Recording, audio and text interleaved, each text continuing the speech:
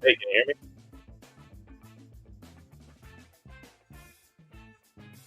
You got headphones on. Is this thing gonna echo all night?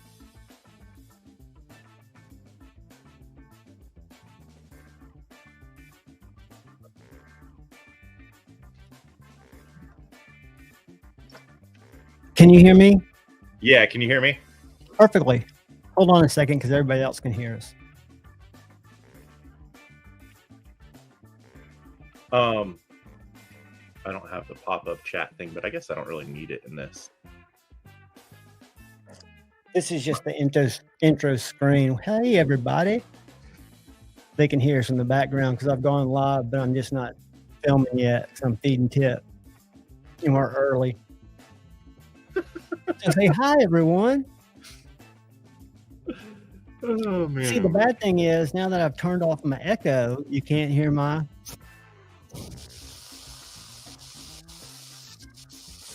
effects. Let me add this. We're gonna hear an echo here in a minute because I'm opening the YouTubes up and it always goes straight to sound without me, or I can cancel it. There we go. I got it quick that time. If you want, we can go live early. I don't know what time Austin's going to jump in. I think he was going to jump in a little early. Let me open a coffee. Yeah, he messaged me to ask me if I was joining. Yeah, I think he would be more. I mean, he and I met for about 20 minutes. And when I told him, I said, Chris, AKA Pocket Metal, I think you may know him with a laughy face, may join us. He goes, oh, that would be great. Yeah, I know him. And kind of sent me a laughy face back.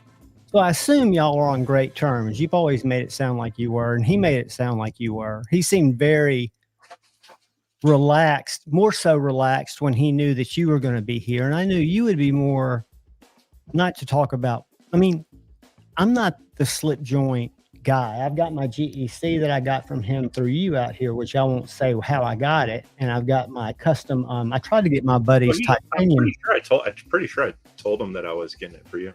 Well, I mean, I just wouldn't throw it out there. I just wanted to represent his products, but I just don't know. You know the stuff that's coming. Like today, I didn't promote the Jack Wolf.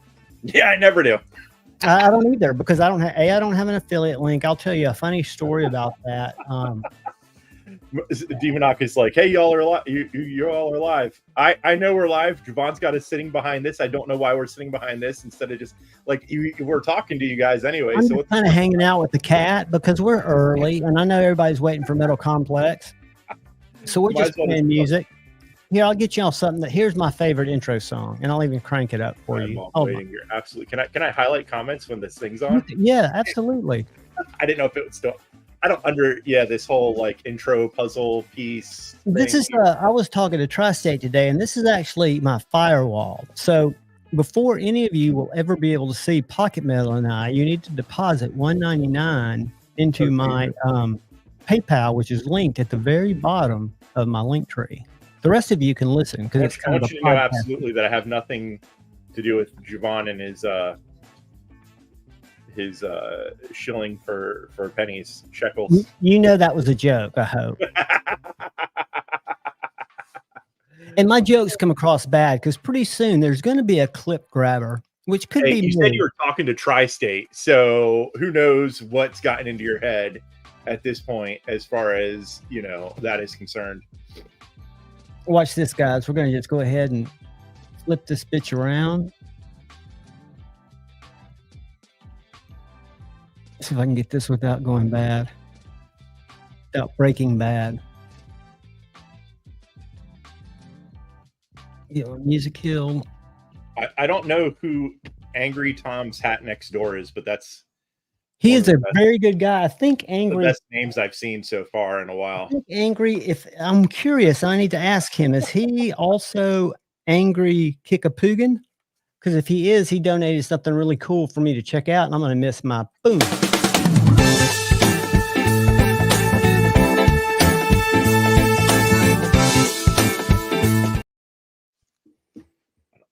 Going on. Hey, I don't know why Javon does any of the things he does. You should know that by now. I am so bad at running this. I watch a show in the mornings just to kind of hate watch it called oops, I tried to remove that. See, I'm so good at this, but there's a guy who he used to be a radio guy, and everybody hates on him. He's a lolcow, but his show is so entertaining because he's always trying to cover his ass, but he can't work his equipment, and he's been in the business forever. And that's So something. it's you, but in a different version. What's that? I said, so it's you, but in a different version. Exactly. I've got actually very good control over the few. I've got a simple layout. I need one more monitor, and then I need the mental capacity to run it. And it's not much to running it. What do you need another What do you need multiple monitors for to do a live stream? Well, I'll tell you why. Because when I switch over to show and share content, which I think most successful live streams, when people mention knives, you can pull them up, you can talk about them. When I do that, it takes me totally out of chat. Most successful? What the? So this is like your. No, I don't mean successful. I just think the most engaging. That was the wrong word. When success has something else tied to it, I didn't mean success, but I think the most entertaining.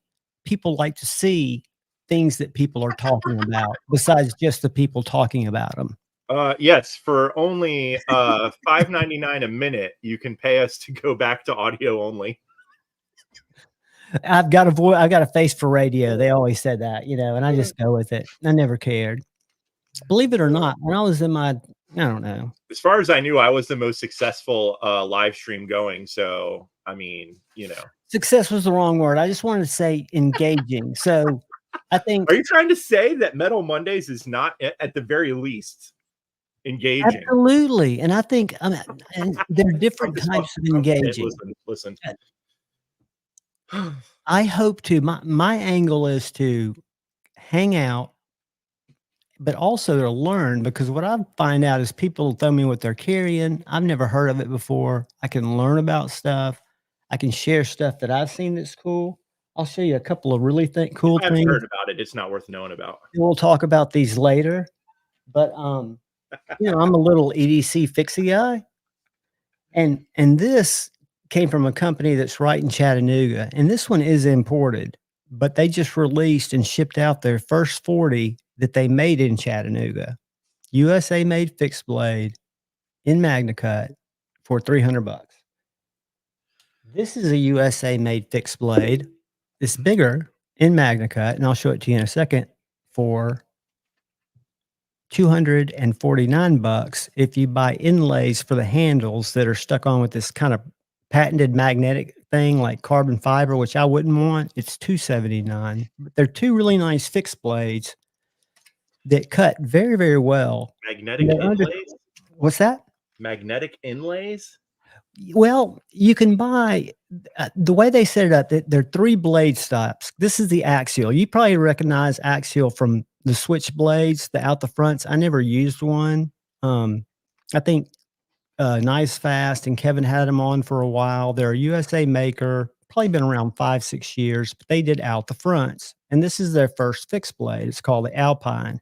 But they make it they call this a Warncliffe, which is a huge fail because it's not flat. I think it's a sheep's foot, but I wouldn't say anything, except I just did. What did they call it? They call it a Warncliffe. They have 3 blade shapes. They call this the Warncliffe. Whatever. Yeah, I know. I don't hate it. We know what they mean. I used to be like, nope, but now it's just like, no. When you look at the other 2 shapes, when you have this, a Tonto, and a drop point, there's no reason not to call it that. But they're all reverse Tonto, right? Well, this kind of is, but they also have an American Tonto. So they have it in 3 blade shapes, but they're all the exact same profile, which is, I call this a medium size, kind of like a fixed blade replacement. If you were just going to carry one and done, and it comes with a little Kydex sheet. Your hands are very deceiving. That's true. Only because you and I probably have the same size hand, because me and A to Z EDC, who's 6'5", have the same size hand, but his fingers are much thicker than mine. So when I do the measurement here from where this choil is, you've got a lot more clearance. For example, if I held this up next to the Grand, which fits you very well, right? Yeah. I mean, it's like it can't be any smaller. Right. So you've got, without hanging your finger into which you could do a rabbit tail, you could do anything you want. This just came with it. I actually tied it on, but that's 3.5 inches from right here. Yes, I probably can Right squeeze here. it all on there. Well, what it is your finger, your pinky doesn't even really, because you can still get some grip because of the way this turns. So if you had really big hands and your pinky couldn't fully fit on there, you're not going to lose much. No jimping. It's the thin slicing knife, right? It's not something you want to baton through things. Um, it's a carving knife. I call it an urban EDC replacement type knife. And then the other little one that came from Chattanooga is much smaller. This is too small for you. This is a little bit big, maybe about the same size as the mini bug out. But for me, and this is the imported one, Kevin, one, you are a man, buddy. Thank you so much. Let me get a little celebratory music, which we won't hear because unfortunately, I've got my, where's my gong? I've got my echo cancellation off and it kills my effects. But this little guy right here, I think you would really like Pocket Metal because you can put a lanyard through that back screw. It's like a T20 there and a T10 on the front. And with a short little tail, your fingers would fit right on it. I mean, it's a little guy. Like I said, it's small. And what's ingenious about it, I think, and again, I wish the USA one they're selling for 300 right now, and they're only doing runs of 40. But this little guy, the way they do the clip, Big Idea Designs does a lot of titanium work, but they send you a right-handed and a left-handed Kydex sheath. I can take this titanium clip off and just put a regular ulti clip or straps. But what they've done is they've mounted it Does that so stay in there that pretty decent? Like if you put that in, for a in the pocket carry kind of thing. absolutely. If you look at it, I mean, you like, almost it got enough grip to yeah, where you you've feel almost got to comfortable give laying it to get it over your seam. You've almost got to give it a little help, but once it Right. falls down to here, you're totally locked in. And the great thing is, it's one of those that shoots the sheath across the room with just a little bit of push. But what it does is it allows it to ride about an inch deeper in your pocket because of the way that that clip's set up than, say, a normal ulti clip will. So a normal ulti clip, you're going to have more handle exposed. Can't that ulti clip go up some more? Can't you like unscrew it and clip it You up more? can, but ulti clips have really sharp edges. Gotcha. So if you look at the side of that, you could probably cut, you could skin a fish with it. If you were out if your knife broke and all you had was your ulti clip, you could survive with that motherfucker. You could sharpen it on a rock and you'd be in good shape. Just sand it down. Well, you could. True. Take it outside and rub it against something rough. But I've just never seen anybody address it like that. They put it on the front where it doesn't get in your hand. Now it's an in-pocket carry only, but that's the way it was designed. And the clip is nowhere near whether you carry it in your back pocket or if you carry it in your side pocket. You only have this much sticking out, which of course is more than a folder. But and then I had a dude, Tom Pruitt, dude. He's a not Tom Pruitt, I'm sorry. It was Angry Kickapoo. Sent this in. Check this knife out. It doesn't look like that to me before. Is that a Tops? Yeah, but have you seen how thick it is? Yeah. I was actually scrolling through top stuff somewhere. Brutal. Thank you, brother. Someone was AKA Crispy Critter. This thing's heavy, but it will actually stab big time.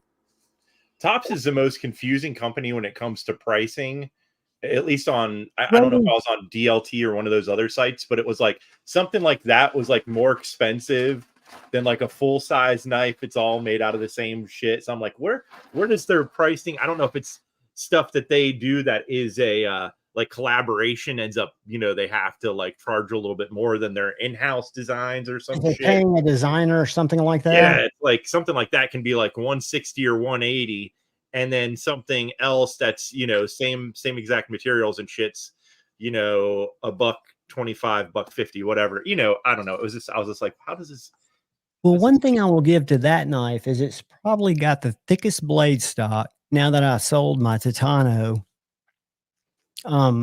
the thickest blade stock of any knife I've ever owned. Was that big folding mess that you had for a My while? folding shovel, it was. And you know what's funny? I had it on Blade Binge and I couldn't have bought. If I had the money, I probably would have bought it. But for like $375 or best offer, which it was $550, I had 10% off, so I paid $5 for it. But I was willing to let it go for a loss because I made a couple of videos with it, played with it some, got my joy out of it. My buddy A to Z EDC said, let me just throw it on eBay. He sold a Benchmade Freak, just like I have, the gray Freak M4 with the red liner on eBay, put it up there with no minimum. Guess how much it sold for? $250. $300. Like new in box. Now it was like new in box, and they've gone way up in price. So I can understand Benchmade's bringing a premium, you know. But with the amount of fake Benchmades that are out there, I'd be like nervous as all hell to buy it on if eBay. You saw his listings, he sold over, I want to say over 130 knives, and he's got all 5-star ratings and a lot of reviews. That's what you've got to really do in order to get the credibility. I've never dealt with Knife Swap or any of the other boards, but is that how much they charge? 25% from eBay? I don't know. That's quite. I don't know how much they charge. I just know that he prefers it because he's put stuff on Blade Binge and sold it successfully. I think he's called Way of Knife on Blade Binge. But the market, and as a digital marketer, I can understand they probably get 1/1000th of the daily web traffic. That's not knife buyers because they're getting 100% knife buyers. Is it Way of Knife company? What's that? You said he's called Way of Knife on that. No, that's his username. So if you're ever on Blade Binge and you see a like new cool knife and the seller is named Way of Knife, not the company, just his little name that he put in, that's what he goes by. But it's just he's found that he can pull them, and he usually doesn't.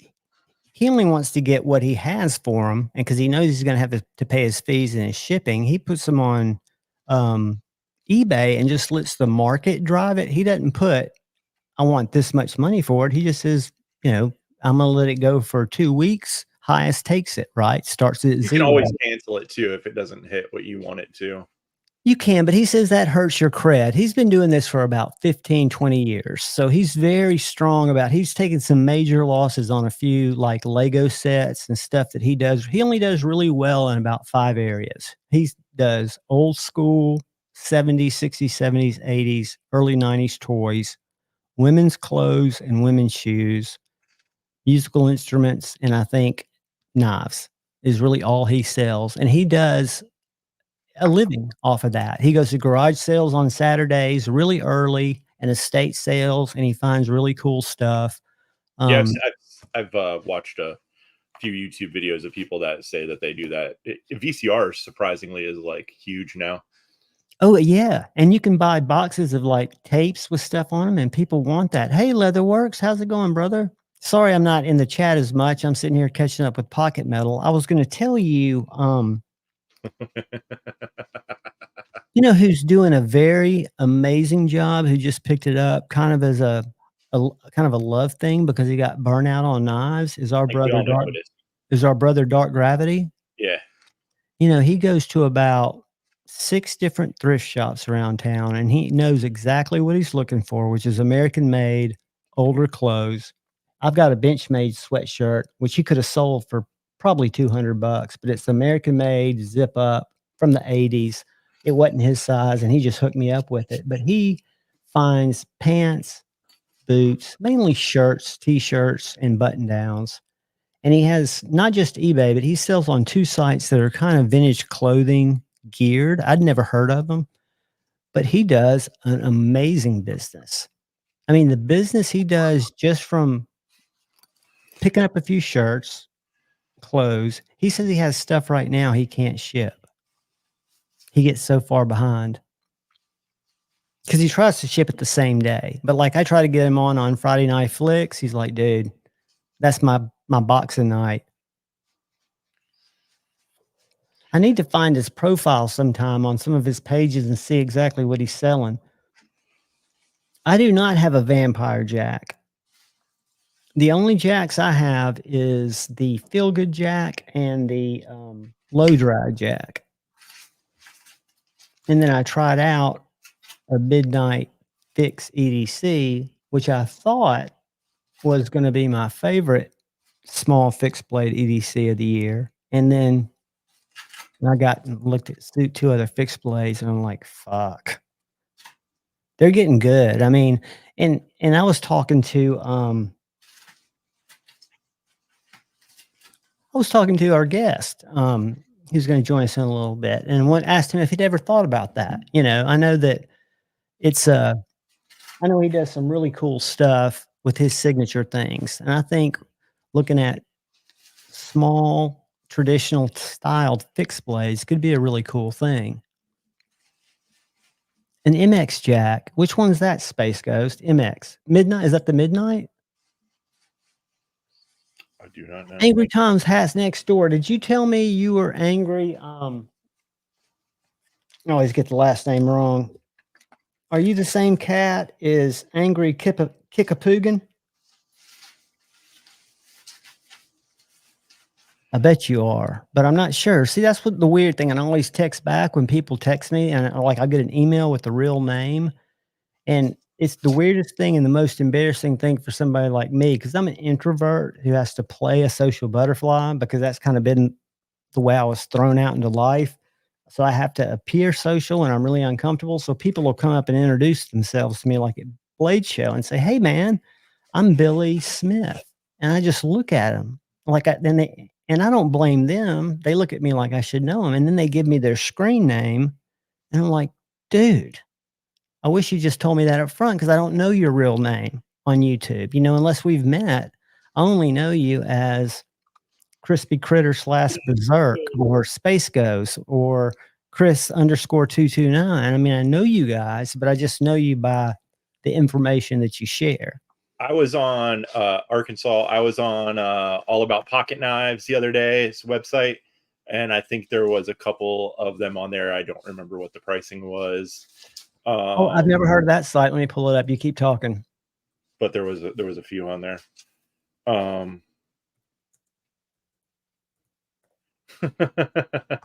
That's hilarious. You guys don't use real names. Well, I mean, I never did either. How you're supposed to fucking pronounce that one?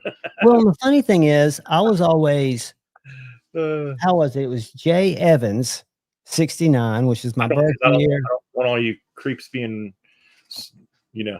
But it was my Google. It was my Google title from way back in the day. So at J Evans 69, which was just my first letter, my last name, my birthday. Stupid the way you set it up 20 years ago.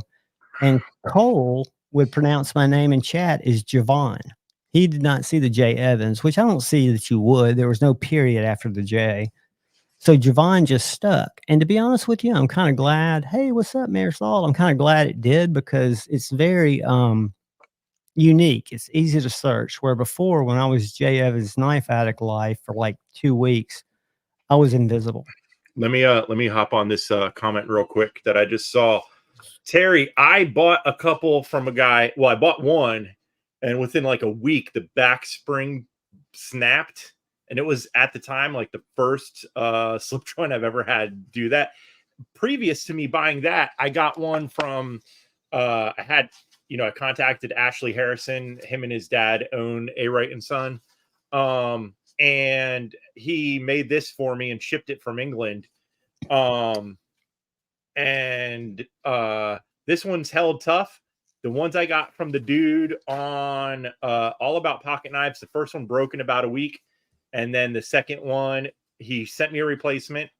He was very cool about it. I sent him some pictures and shit, and then it broke shortly thereafter, and I just gave up. So I don't know what's going on, but it started to, like, when you would go to open it, you would see like metal shavings coming out around the back spring. Like it was grinding every time. I was like, what the hell is going on? I've never seen that. And then it just fucking snapped. And I wasn't doing anything crazy. I like use these little guys for like cutting apples and stuff. This one's been good. The other ones, no idea what the hell happened. Guys, we've got a special guest First, I was going to tell Angry Tom I highlighted you, buddy, because May 17th was my 8th year. So congratulations, brother, one day at a time. The only reason I quit drinking alcohol is not a bad thing. It was just bad for me because it led to me doing really stupid shit for like 30 years. But guys, I'm going to welcome in our buddy, Austin. Hey, what's up, guys? It is Austin, right? I'm not. Yep. I always get my names mixed That's up. my name. Make sure. Yeah. Good to see you, buddy. Yeah. Good to see you guys. You guys have been very busy. I was telling I met you really for the first time at Blaze Show, and it was so hectic. I only got to spend a few minutes with you, but I did get to see a lot of what you were working on, which is pretty cool stuff that you've got coming out. Yeah, I got a lot going on. So just a whole bunch of QSP exclusives, and of course, I sell Jack Wolf, Devo, just a whole bunch of good knife brands. Yeah, let me pull the website up real quick, and this is where Pocket Metal. When you were asking me why I wish I had 2 monitors, because I could share everything on one monitor and still watch the chat. So I'm going to count on you to do a little chat love for me. So the Benny dropped today. Are you sold out yet? Let's see what we got on Benny Jacks. Not yet. So the Mars Valley, I think, guys, we're down to a lot left, around 20 of them. But really, like at 2 p.m., it was like a huge wave that just came in and it started selling really good. And I thought we were, on the way to selling out. Then about 20 minutes later, things kind of slowed down a little bit. So yeah, a little disappointing. I figured I'd really sell out of 1 or 2 of them, but throughout the night and Saturday morning, we'll see. And I promise you, it won't probably be as brisk of a sellout, because what I've been able to notice as a consumer, and for one, my job situation changed back in, I don't know, when was it? Pocket Metal? It was a while back, maybe October, November, September, late September, and I had a severance. I've been in a corporate job forever. And I've kind of been slowly getting back into work. So I'm one of the people that was heavy in the knife market, spending a lot of money, and now I'm not spending any money.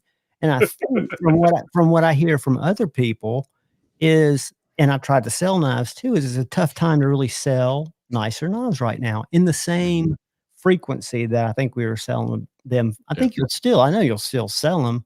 I'm amazed, and I've seen them that you've got them. I think Smoky Mountain has it, that you still have a fixed EDC Ultim. Guys, this is going to be, at least, if it's not my number 1, it'll be my top 3 EDC fixed blade. It's fantastic. So I had the abalone version was obviously an exclusive, the first ever Jack Wolf Knives dealer exclusive, and those abalones sold out within, I think, the first minute. They were all gone, followed by the I think the Starburst Titanium was the name of that titanium fixed EDC. Now the ones that you see on here, it was the most beautiful for sure. Oh, appreciate that. Yeah, it was awesome. So when Ben first reached out to me, kind of just grabbing ideas for what kind of handle materials I would want on it. I forget what we talked about. Probably we talked about fat carbon. I mean, what you see on usual Jack Wolf knives. But Grandpa always really enjoyed like the mother of pearl abalone, smoked pearls. And so I asked him, can we get the some kind of version of abalone? And obviously his OEM was able to grab that. And I think they turned out absolutely incredible. I was extremely happy with it. They're beautiful. And one thing I can't stress enough, and then we can address price, because I know price has always been, I know on the slip joints kind of something, but on the fixed blades, they're right in line from everything I buy, and I can show you examples. But when you look at these screws that hold on these handles, and you look at the details, the close details, like the sharpening choil, the grind lines, the equalness of the plunge grinds, and the fit and finish, they're very special knives. I mean, yes, they're imported, but for example, the my little Griffin. So does this have like a thick acrylic over it? It does, yes. Like a layer to keep it from being brittle. Yep, it sure does. Yeah. So it's very similar to like a GC. What GC does with their abalone handles. It's pretty much the exact same. Yeah, I've yet to been lucky enough to grab a GEC with abalone yet. Yeah. That's not an easy I know, right? They're So, tricky to get. The one I checked out that Ben sent me that I sent him back, and it was hard to send back, is this micarta, which I was glad to see the micarta back, and it was a nice feeling knife. To me, it's the coffin-shaped handle that makes it so neutral feeling. Yeah. And it's just a slicer. It sure is. So, But the penny's not a manual knife. It's like the gunslinger and the there's the gunslinger. Where is it? Yeah, I've never really had good luck with selling fixed blades. So when he first kind of approached me about the whole fixed blade idea, the fact that I was able to see like a prototype and it looked obviously just like any other Jack Wolf knife. So I knew right away it was probably going to be extremely popular, especially being the first release. And I mean, as you saw it, I sold out of them. And then the ones you see now, like the Ultims, I think I have 2 or 3 Ultims left.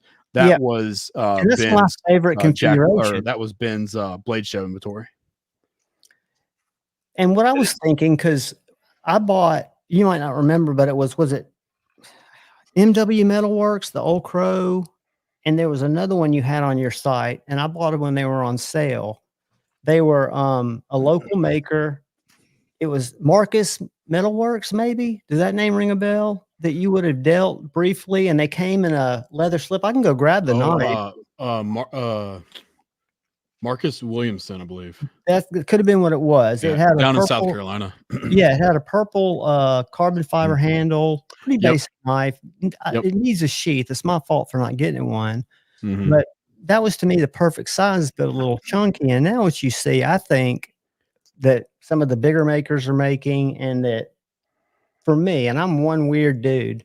I think we're all a little weird now. Well, the smaller little knives, which I would have never looked at a fixed blade a year and a half ago. I had no interest in them. But once you appreciate what they can do, especially a small pocket dropper, I think that's the kicker, is getting one that's kind of the same size maybe as a bug out or a baby bug out, something that you can use to open packages, rip down cardboard, just used as a functional city EDC knife. I think they're cool. And I think your designs lend a lot of similar modifications, if you ever thought about it. Yeah, for sure.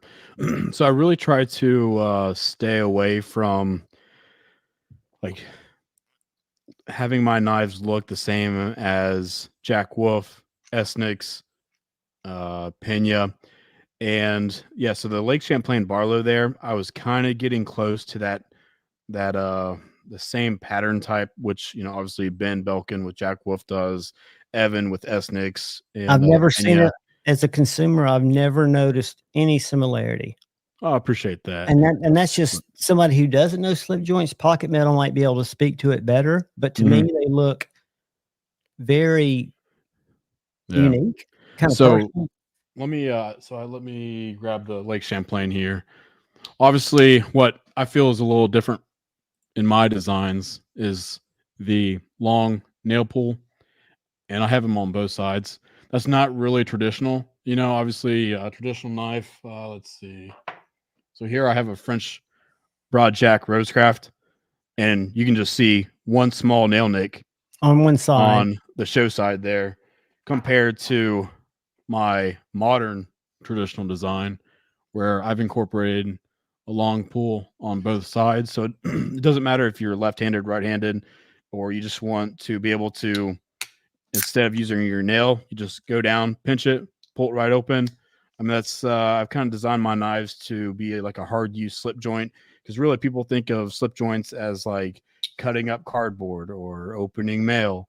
So I really wanted to kind of push that. Exactly right. So, I mean, I think they're very unique looking. I loved your collaboration with QSP. I've got one of those. I don't know where I put it, the carbon fiber one. Yeah. But my first slip joint ever that I bought at 2:00 in the morning, I have no recollection of it. I did use Lefty 10's code, so I'm convinced he did some black magic voodoo affiliate bullshit when I was asleep. But was the Ohio River Jack. And I still got it here, and I love that knife. It was, and before the Ohio River, and I was totally slip joint resistant or traditional knife resistant. I had no use for them. I purchased that because I'd heard how good it was. Before it arrived, I bought the Hedgehog original carbon fiber that was kind of that gold color from you because I saw that it was hollow. So I had them both come in. And then it just started this whole thing. But I do think a lot of your Champlains could easily make a jump to a fixie if you ever thought about that. And you don't have to redesign it from the ground up necessarily because the handle on that knife, like Champlain, is very neutral. It is. Yeah, actually, you're not the only person to have said that. A lot of people said that during the blade show too. Again, it just kind of goes back. I'm not really a fixed blade guy, and besides this fixed EDC from Jack Wolf, I've really never tried to sell fixed blades in bulk. So it might be a little bit of a jump, but oh sure, and like 3 years ago, I'd tell you never make a fixed blade. 2 years ago, I'd say I would never buy one. Did you get yourself a Jack Wolf that you can carry like a shop copy where you can see how it works in your back pocket or as a like accessory to your carry and see how often you use it compared to your folder? Are you talking about the fixed EDC? Yeah, the fixed EDC. Have you had a chance to? Because that's what it took me buying a cheap Tucson because I liked the Chickadee first and carried it forever on my belt and found that I'd use it more to open packages and do my basic cuts where I play with my flippers. And from there, I started trying different EDC fixed blades, and I just think there's a great place for them. And again, 2 years ago, I would swear I won't ever look at a fixed blade. I have no need for it. Right. Yeah. Nope. That's a good point, man. That's what I started off with. In knives was buying fixed blades. I'm the outlier, I guess. Well, when I was a kid and my dad would take me dove hunting, he bought me a case fixed blade, which I still have. So my first knife wasn't a buck. It was a little fixed blade that I carry alongside and clean doves with for him, which is kind of gross, which that and hallucinogens made me never pull the trigger on a dove again. What are you working on, Austin? What do you got coming up? Besides, you got a lot of stuff happening now, a lot of drops, and I need to start posting some stuff. Right. So we'll cover my stuff first, and then we'll go into Devo, and see how much I want to talk about the other SFOs or. Do you want me to help you with anything on the site that you can point at while we talk about it, or do you just want to chat? Yeah. Let's. If you want to go to the exclusive knives and go down to the hedgehogs, where obviously the sheep's foot hedgehogs are with the camo carbon, we'll start there and talk about it a little bit. And pocket metal, put your fingers in your ears. The hedgehog is one of my favorite cutting slip joints. So like this one right here. Oh yeah. M390. So those are obviously M390 full hollow ground all the way up to the top. Super slicey, camo carbon handles, titanium bolsters, integral liners as well. So overall, if someone was new to wanting slip joints or wanting to get used to carrying a slip joint, I either point them towards the Ohio Riverjack or like a hedgehog, because I mean it's a super easy knife to use, both the ORJ and the hedgehog, and I hardly ever get any complaints regarding the knife is dull or the walk and talk locks up or something like that. I've hardly ever had any issues. The QC on I've gotten 3 hedgehogs, one regular, one of your exclusives. They were both perfectly centered and they had perfect action. They were my first 2 slip joints. I bought them both with my money and didn't want a slip joint at the time. The first one I felt like was a fluke, but I didn't want to cancel the order. And they're perfect. I mean, I think this knife, pound for pound, is a much better value than other knives of equal or comparable materials, but it's for a different buyer, I guess. Well, so the 145 price range you see there, obviously I'm the one dealing with QSP and I can sell direct on my site. So I don't have to account for that 30% markup, which, obviously would take the knife to what? I don't know. Right. If you're dealing with M390 titanium could easily sell for probably $215, perfect $230. point. But, I get it. I mean, we're not in the best economy right now, and I really want to keep my knives high quality, but at a really good price. And I want them to get moving and for people to use them. And that's exactly what I've done with the Ohio Riverjack and Hedgehog. And it's they're doing their job. Well, I mean, they're fantastic knives. I can speak for Mhm. both of them. I've got reviews on both of them, I think, or mine aren't really reviews. They're more overviews. And my buddy, A to Z EDC, who is never in my lives, but didn't you used to have this in titanium too? And it's a little thinner, or is that something different? What am I Yeah, the thinking? jig tie, the jig of titanium. Is that what you're talking about? Did you get It titanium? should be there. Was that the Ohio Riverjack or was that the Yeah, so that Hedgehog? was the Ohio Riverjack, the Okay, Hedgehog, and the Lake Champlain. There should be. There you go to the left. there it is. And you know what I noticed? What he pointed out to me, which I found kind of cool, and it makes sense. This knife is actually a little thinner, Hmm? It is. considerably thinner than the carbon fiber. And I didn't think Yeah. I'd ever want a titanium traditional, but because he has both, he has this one and a carbon fiber. But this is an awesome knife because it is thinner. I'd say, how much thinner do you think it is, Austin? A Oh, 16th, an eighth? I should if I had a good caliper, I'd just measure them. Don't do that. Yeah, I There don't is know. thinner though. It's obviously noticeable once you hold the jig tie version compared to a micarta or camo carbon or whatever carbon fiber version. It's definitely lighter, and I don't know, it just provides a little easier grip in my opinion. Now, full disclosure, A to Z EDC, my buddy has big sausage fingers, and Mhm. he acknowledges that it's thinner and it's comfortable, but in his hand, the carbon fiber feels more comfortable, more Yes. ergonomical. Yeah, I Um, could see that. and I didn't spend enough time with the titanium to compare it, but Mhm. I did like the thinness because most of the time my slip joint stays in my pocket. It might get Oh yeah. open once a day because I've got a little fixie that I usually pull out, Mhm. or a traditional knife. Yeah. Yep. So, yeah, I think the hedgehogs, and you've got all. Now, what about the Lake Champlains?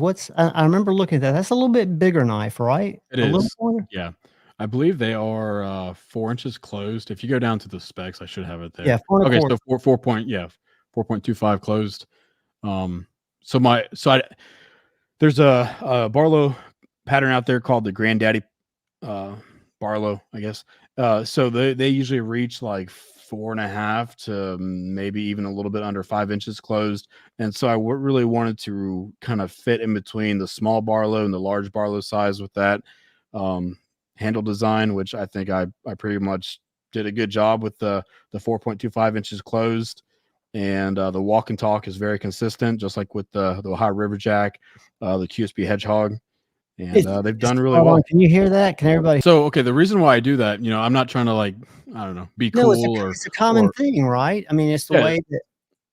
So my grandpa would take me to knife shows, and I just grew up seeing grandpa open a slip joint like that. So one day I asked him, I was like, I mean, aren't you afraid of cutting yourself? The obvious.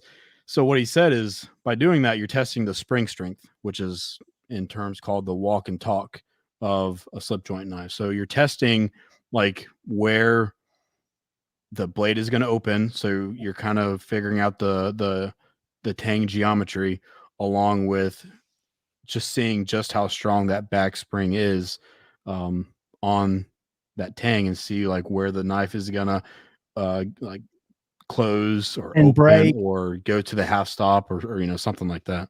So, and I guess in an ideal circumstance, you're putting very little pressure there to find out where that point is. pretty much, yeah. So I And most mean, slip joints that I've gotten that are traditional weren't very sharp. They weren't like razor sharp.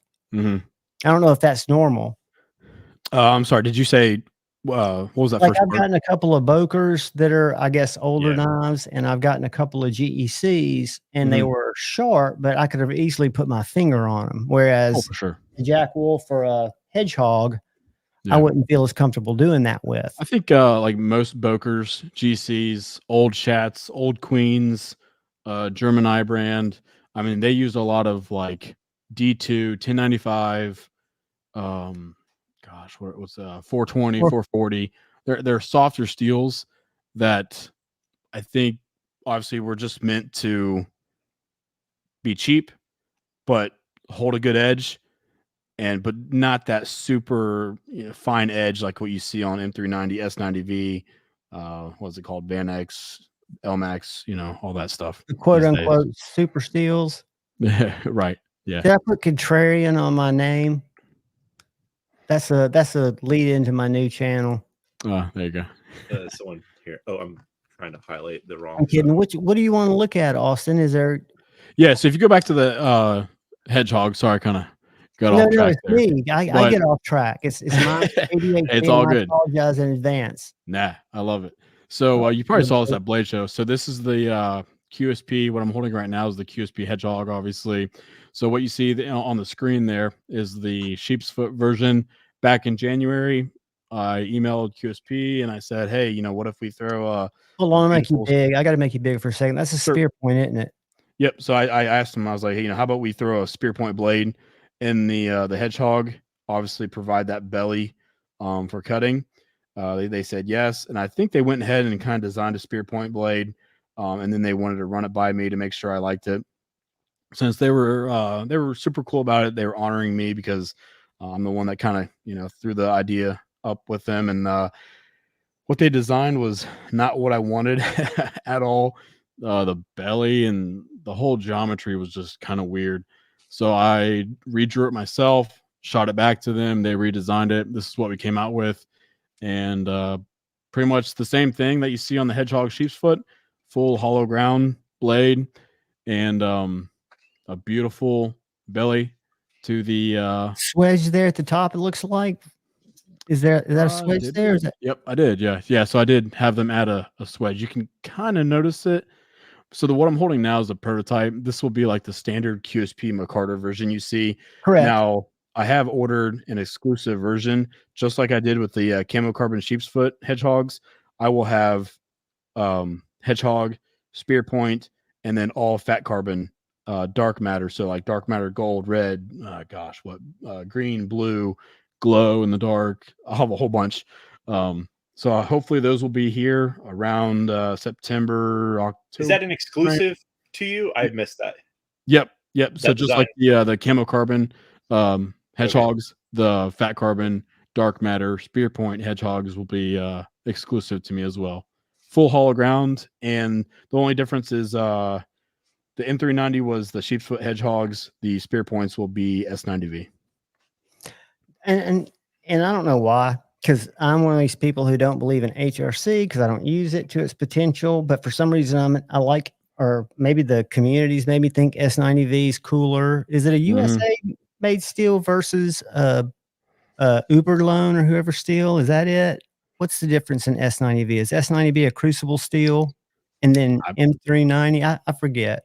I'm not a big super or a steel guy, so I don't really get into the whole cost point. And you don't have to say more or less. Yeah. You can just say about the same for M390 and S90V, or you jump a little pretty much. bit. Yeah, it's pretty much the same. I'll keep the price at $145, just like the camo carbon hedgehogs are as well. Even though fat carbon is a little bit pricier because they have to ship it. Gotten weird, hasn't it? I mean, hasn't camo carbon fiber gotten harder to pin down? I've heard that from other OEMs, or it's I think they're getting better. Andy is the owner of camo carbon. When he first started out, my understanding is he took over the company from a different gentleman that didn't really know what he was doing. So like when I placed the camo carbon order for all of the hedgehogs and Lake Champlain Barlows, some of it, I'm just gonna be honest, like did not turn out what I wanted it to be like, and this isn't a big surprise. I've told Andy, I've discussed it on YouTube live streams before. So the carbon fiber was good quality, but it just lacked color. It lacked the blue. It lacked so the hedgehog 90s pattern that you see on the website, that was actually supposed to be a red, white, and blue handle, but it turned out to be like a white, blue, and like an orangish creamsicle, I guess, color. So I had to figure out like, well, what colors are those? So I just kind of related it to the 90s because I was born in 92, so I'm a 90s kid. So yeah, I just kind of went with the whole 90s theme, and it worked out pretty well. But I think over the last year or two, the camo carbon Andy's figured out whatever he needed to figure out. He's doing a lot better job, and you'll see it here with a whole bunch of exclusives that I have coming up with Devo that I think guys will. Are they dyeing camo carbon fiber, or is it somehow naturally and then treated to bring out the color? That's a stupid question. I would assume it's my understanding is some kind of like dust or compound they throw in with the carbon fiber, and then they have to heat it up to a certain degree to make everything fit together and the colors to activate or something like that. See how bright that side is? How pink? Mm-hmm. Yeah, flip it around. Yeah. And so that was another issue with camo carbon. And I feel like Fat Carbon has always done a very good job of keeping their work consistent. And with camo carbon, just from my experience with the Hedgehogs and Lake Champlain Barlows that I used them on, it was very similar to that, where one side would be very beautiful, the colors would be vibrant, you flip it around and you're struggling to find the colors. So that was extremely frustrating when we were doing quality inspections and whatnot. So, but it's a natural material to some extent, right? I mean, but I guess when everything else, woods and things like that match. Yeah. So Devo knives. I mean, this is, and if I've grabbed the wrong one, call me a freaking idiot. But this was your exclusive, right?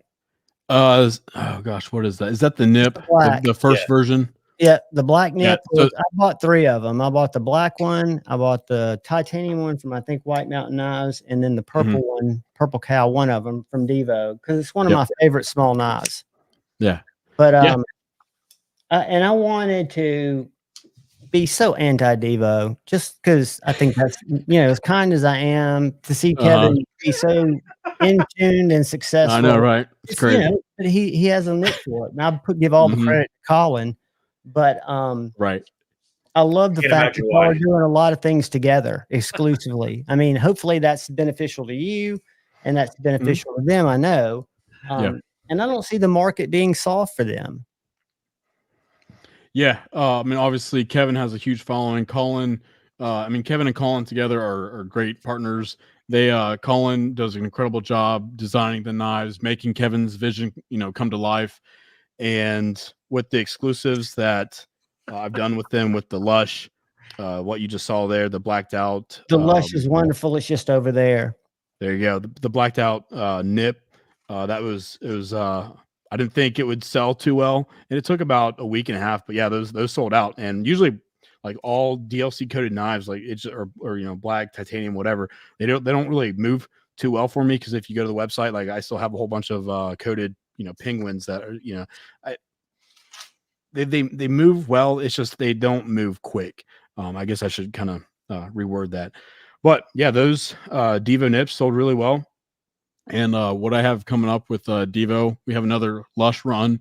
I have my own exclusive Stout V2 run. Those should be hopefully finished around August, September. But the Lush is very close to being done. Gosh, what else does he have? I have like 6 or 7 projects with them. The Lush is an exceptional knife in a very unique way. I did not know how much I'd like it. And I remember a video before I ever got mine that the front flipper was tricky, and I hate front flippers. It's my least favorite way to deploy it, but I can deploy it from the very front of the body or the top without even thinking about it. To me, it's awesome. And I middle finger flick it. But yeah, that's how I do it too. I have they sent me a prototype, and before they even made the knife, I think Kevin, I guess they did make it, but he was showing the protos off, and right away I messaged him like, dude, this knife is killer. Like I need to be the dealer exclusive for this knife, which is how I came out to be the exclusive dealer for the Lush. But he sent me the prototype, and I carried that knife for a solid year and a half, or maybe about a year. But like what you said, it's just super easy to use. It's very fidgety. The wire clip is reversible. Good strong steel, hollow ground, and I don't know, kind of fell in love with it. I And used to change it's done out. very well. Change wire clips immediately, and I've changed them all back. I've really fallen in love with the simplicity and the effectiveness of a wire clip. I love them. The Lush was the very first wire clip knife I ever used. I just wasn't a fan of them. You know, I always enjoyed the titanium clips, or I don't know, something more streamlined. Substantial, yeah. But yeah, so I wear like running shorts a lot, and that Lush was super easy. Just to, you know, if I need to go down to the post office, I'll just throw it in my pocket. The wire clip, you know, went right over my my running shorts, and I don't know, just loved Pocket it. Metal, would you be interested in kept on checking a using it. Lush out if I sent you one? Have I sent you a Lush yet? No, you haven't. Yeah, I mean, I don't dislike. I mean, it's not. It's one of those things. I'm very, very specific style wise. Like something similar that, and I've talked about it before, was the little VV Appalachian Drifter that they came out with years past. You know, same idea, a little finger flicker choil thing, top flipper, little guy. But yeah, I mean, it's essentially like a similar idea, but this just happens to look more like a traditional, old school kind of shape. This is one of my, you know, favorite ones, and this kind of looks very similar to the new Jack Wolf that's coming out, which is like the Benny Lanny. It's like a Lanny's clip point, Tony Bow's design. But you know, done slightly different. And that's probably, honestly, everyone knows my my thing with Jack Wolf knives. But of designs, that one, as far as the modern one, is probably my favorite one he's done. It seems like a good size and stuff, but you know, that's to each, you know. But you can see, and I'm asking this as a question, not as a, what would you call it? Not as a, or do you see in Jack Wolf knives actual historic precedence? Or do you not see, or do you just see a knife kind of trying to look like a knife when you look at all of them? And I know some of them, they probably didn't have anything like these guys. This is the best knife in this price range I've handled. My buddy A to Z has one. I cannot get box anyone. Well, I just came across it. It's smooth. I don't like the flat. I don't like the textured, but this is contoured. There are 9 left. Somebody go buy it. Feel free to use my link. You don't have to. See, this one's got a flat. I mean, I would take this one too, but this is patterned and it's more flat where the other's contoured. But that's just, let me get back to where we were going. So this one, if we're talking about the Psyops and Vosti, this one actually came with the little blade wrap. So this was my first ever order of Vosti. You know, of course, I've heard good things with them. I've talked with them both last year at Blade Show and this year at Blade Show. But this one arrived, and I mean, they all looked good. I ordered, I think, only 30 or 40 knives from 40. I see them over there, which we only have like 10 left, which tells you just how, you know, popular they are. But this one was the only one that arrived with, I don't know if you can see it, just the slightest of you can see it halfway blade wrap, which I was kind of surprised when I caught it. And so I emailed them. I'm like, hey, you know, I'm more than happy to send this knife back to you if you want to resharpen.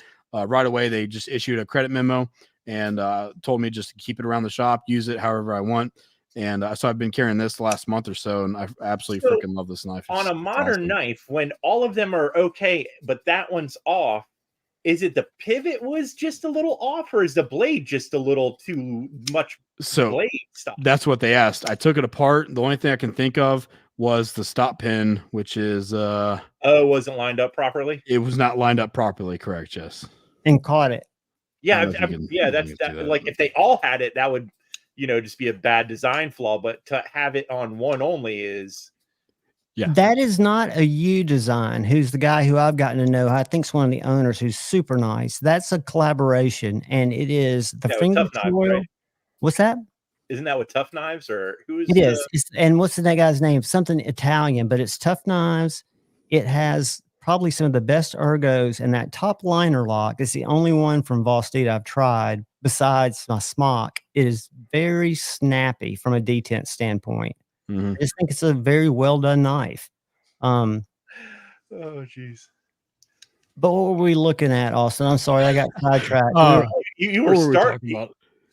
the Benny is Yes, kind of how it's side, and then you veered left real quick. Well, what I was curious is, I mentioned that was like one of the only modern style ones that I that you can see historic. No. relevancy.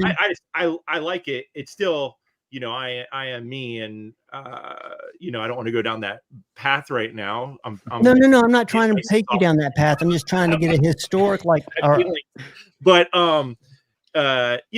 it's definitely, because like I said when I mentioned this thing, I was like, I wish they would make something like this but with better materials, and that's essentially that style right there. Doesn't mean I'm gonna buy it though.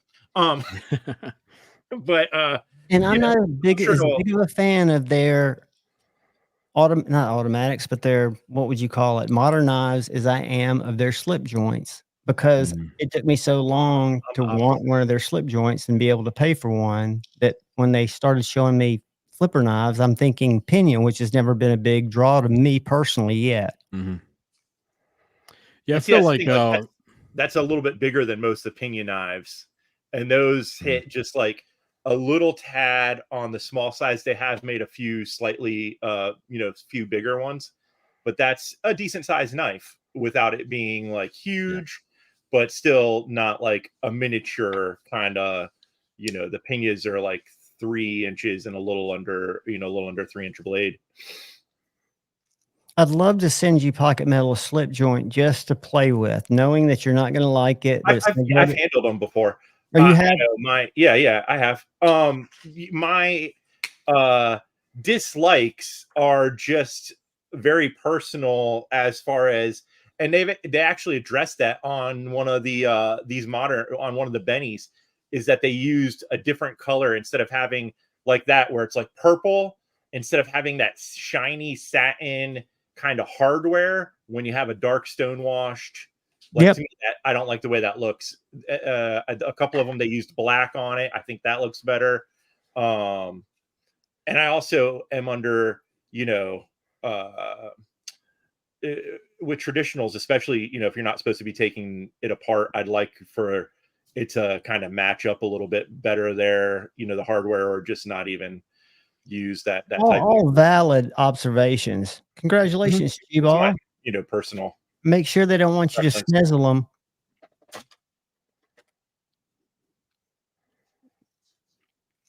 His packaging's next level. I saw when I was at Blade Show all the midnight fixed CDCs boxed up. They looked cool boxed up. When Benny sent me, when Ben sent me his to do the review on, it was just wrapped up in a box. So he didn't have the original box. He'd already put it in storage. So I couldn't do a real unboxing, but I didn't need to, because again, the two that I've bought are probably, and I know that costs, but the artwork, the concept, the packaging is next level. It really is.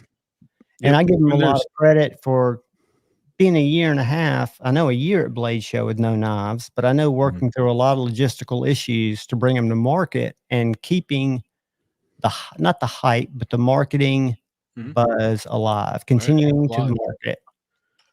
Right. I mean, there's always going to be people out there that wants, just the knife. They don't care about the marketing, and they'd rather see the knife, $100 or $50 less, and throw the packaging right away, which I also get that too.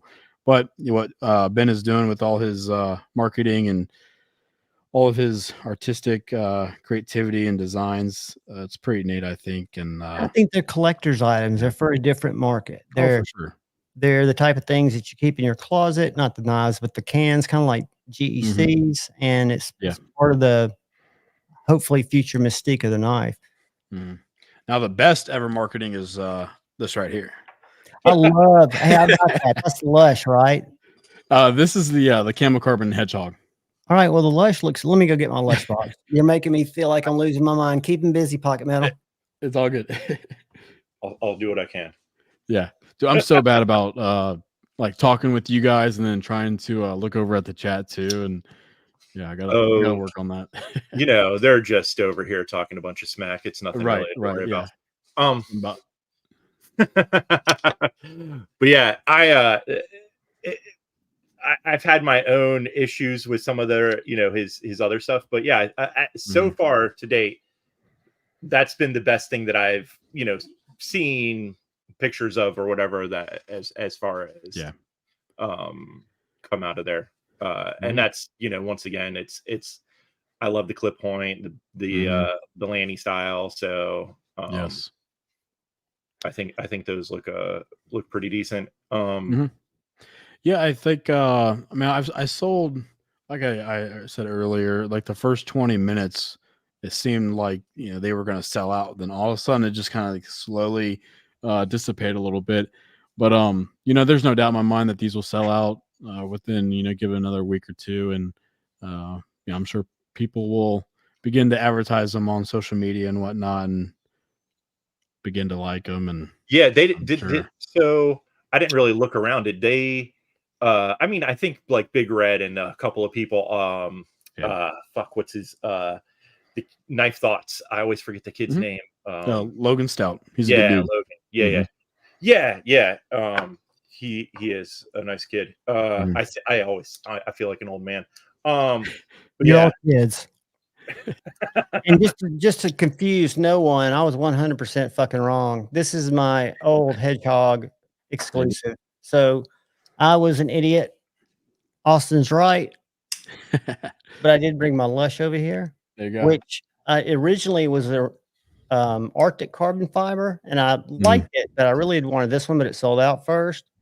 And brother JD for EDC saw that I was kind of favoring this one, and he was kind of favoring the other one, and we swapped out, which was really sweet. There you go. Perfect. He's also a very good dude. Design-wise with that one, the thing that I was, and I think I talked about it before, and I'm guessing they did it so that they could have the clip kind of reversed easy with that titanium, back spot. I don't know. It's not. It bothers you? Yeah, it does.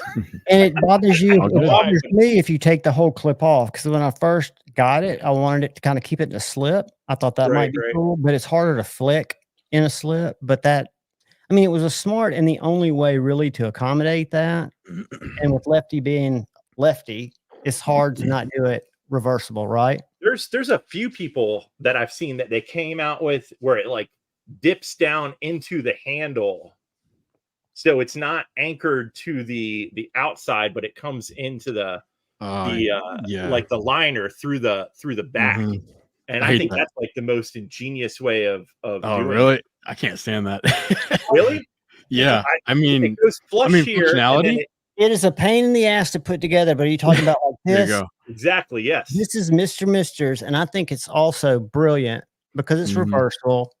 But I've taken this knife apart because I've got some carbon fiber scales, and it's an easy knife to take apart. However, I've left the clip off 80% of the time, and I do it on camera, and it's a pain in the ass. And then to get the clip in there, it's not as easy. Switching it back and forth. I mean, not many, but it is. Right. I don't think there's any downside to the strength of that clip, and I do like the way that it's done. And I do think it probably, I don't know if it costs a lot more or how much it would change the design of something like this. You've got holes at the end as opposed to on the side, but I'm just saying I am very nitpicky about a lot of shit.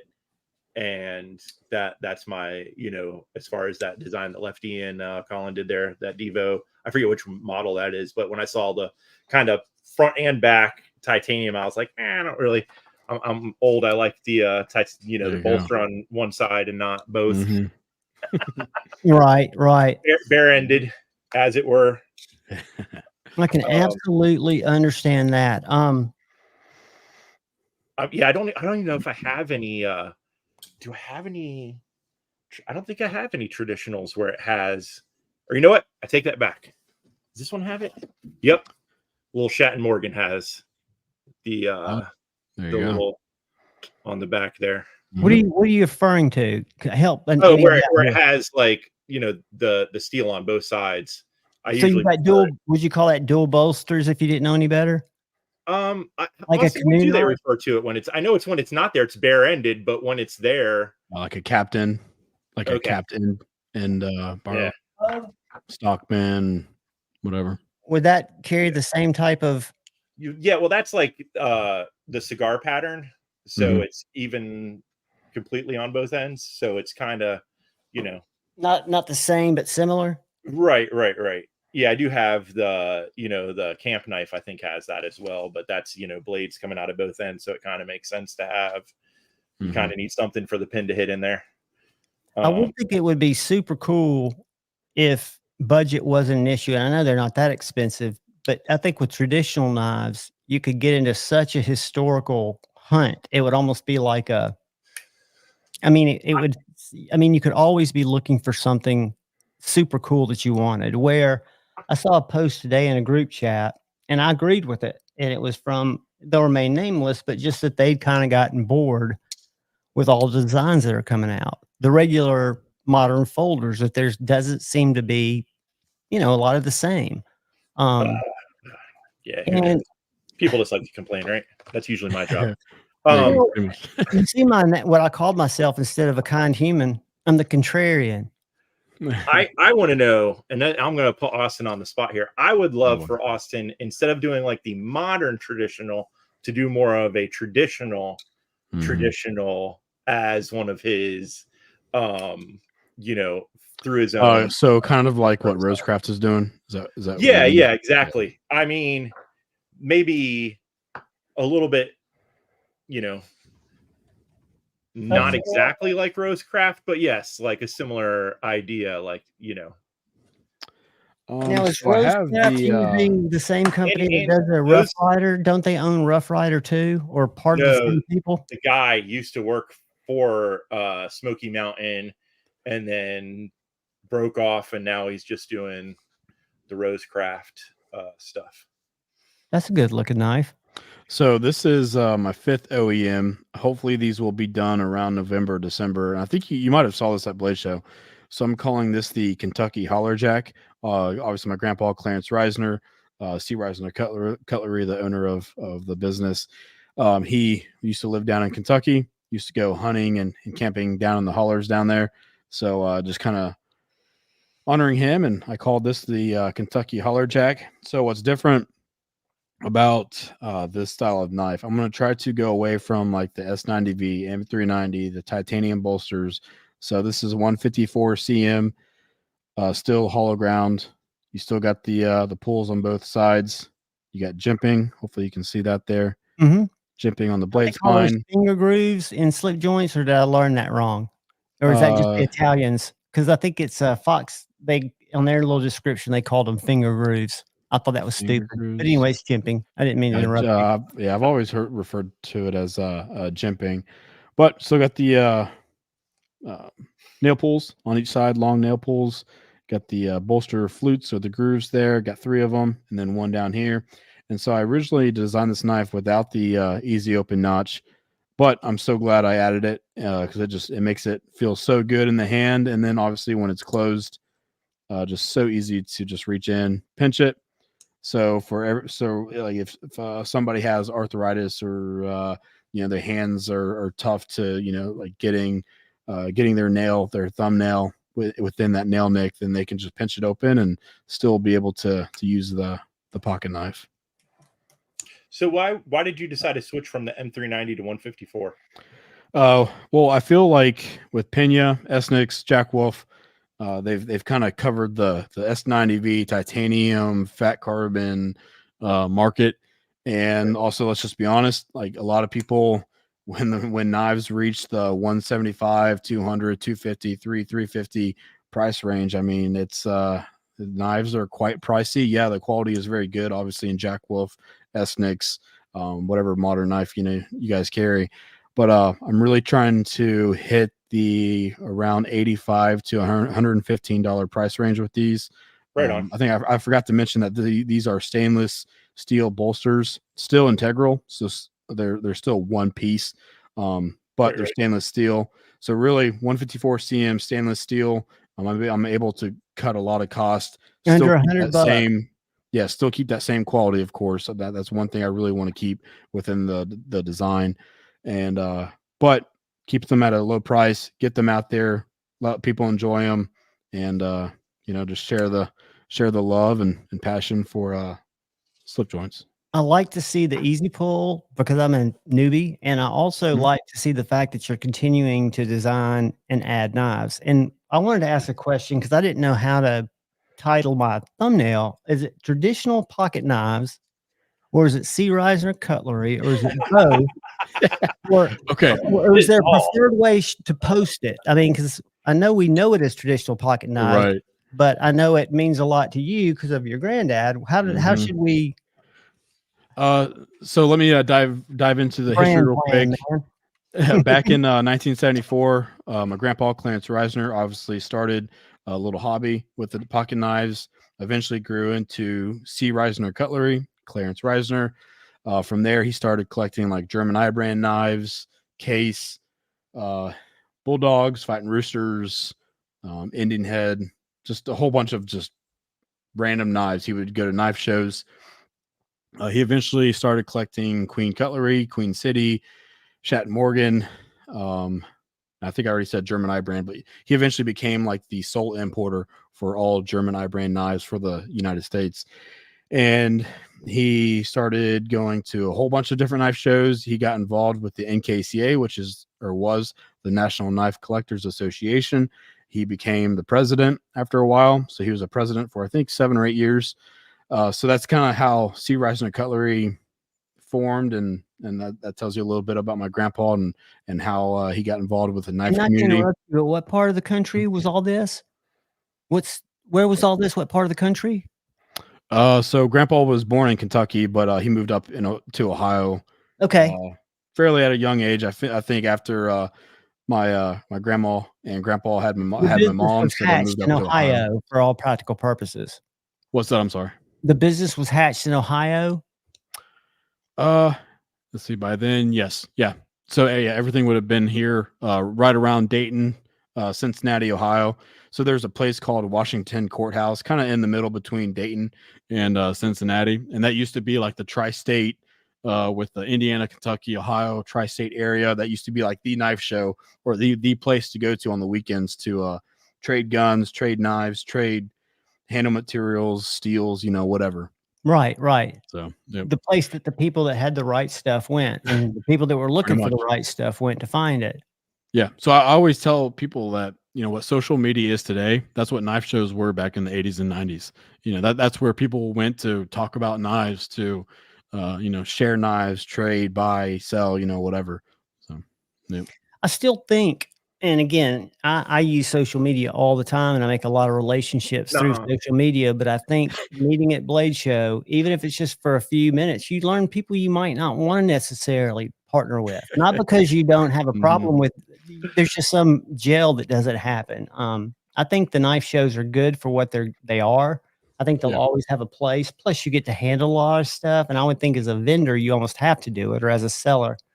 But yeah, I mean, and the internet's one of those places that changes every day in terms of what's good and what's not. Yep. I agree, Pam. What other covers are you going to do that one in? So this one is red smooth bone, which you guys can see the Indian head shield. So grandpa acquired the Indian head trademark, I think 1985 or so. And he used to have the Indian heads made on a whole bunch of German eye brand knives. I mean, he hasn't made an Indian head exclusive knife probably since the early 90s. So I'm trying to, again, bring this back, honor him. And as you guys can see, the Indian head shield there. This will be, obviously, this is the Kentucky Holler Jack pattern, but it's going to be the Indian head exclusive in this design. But yeah, like you see here, red, smooth bone. And then as you already saw, of course, the beautiful abalone.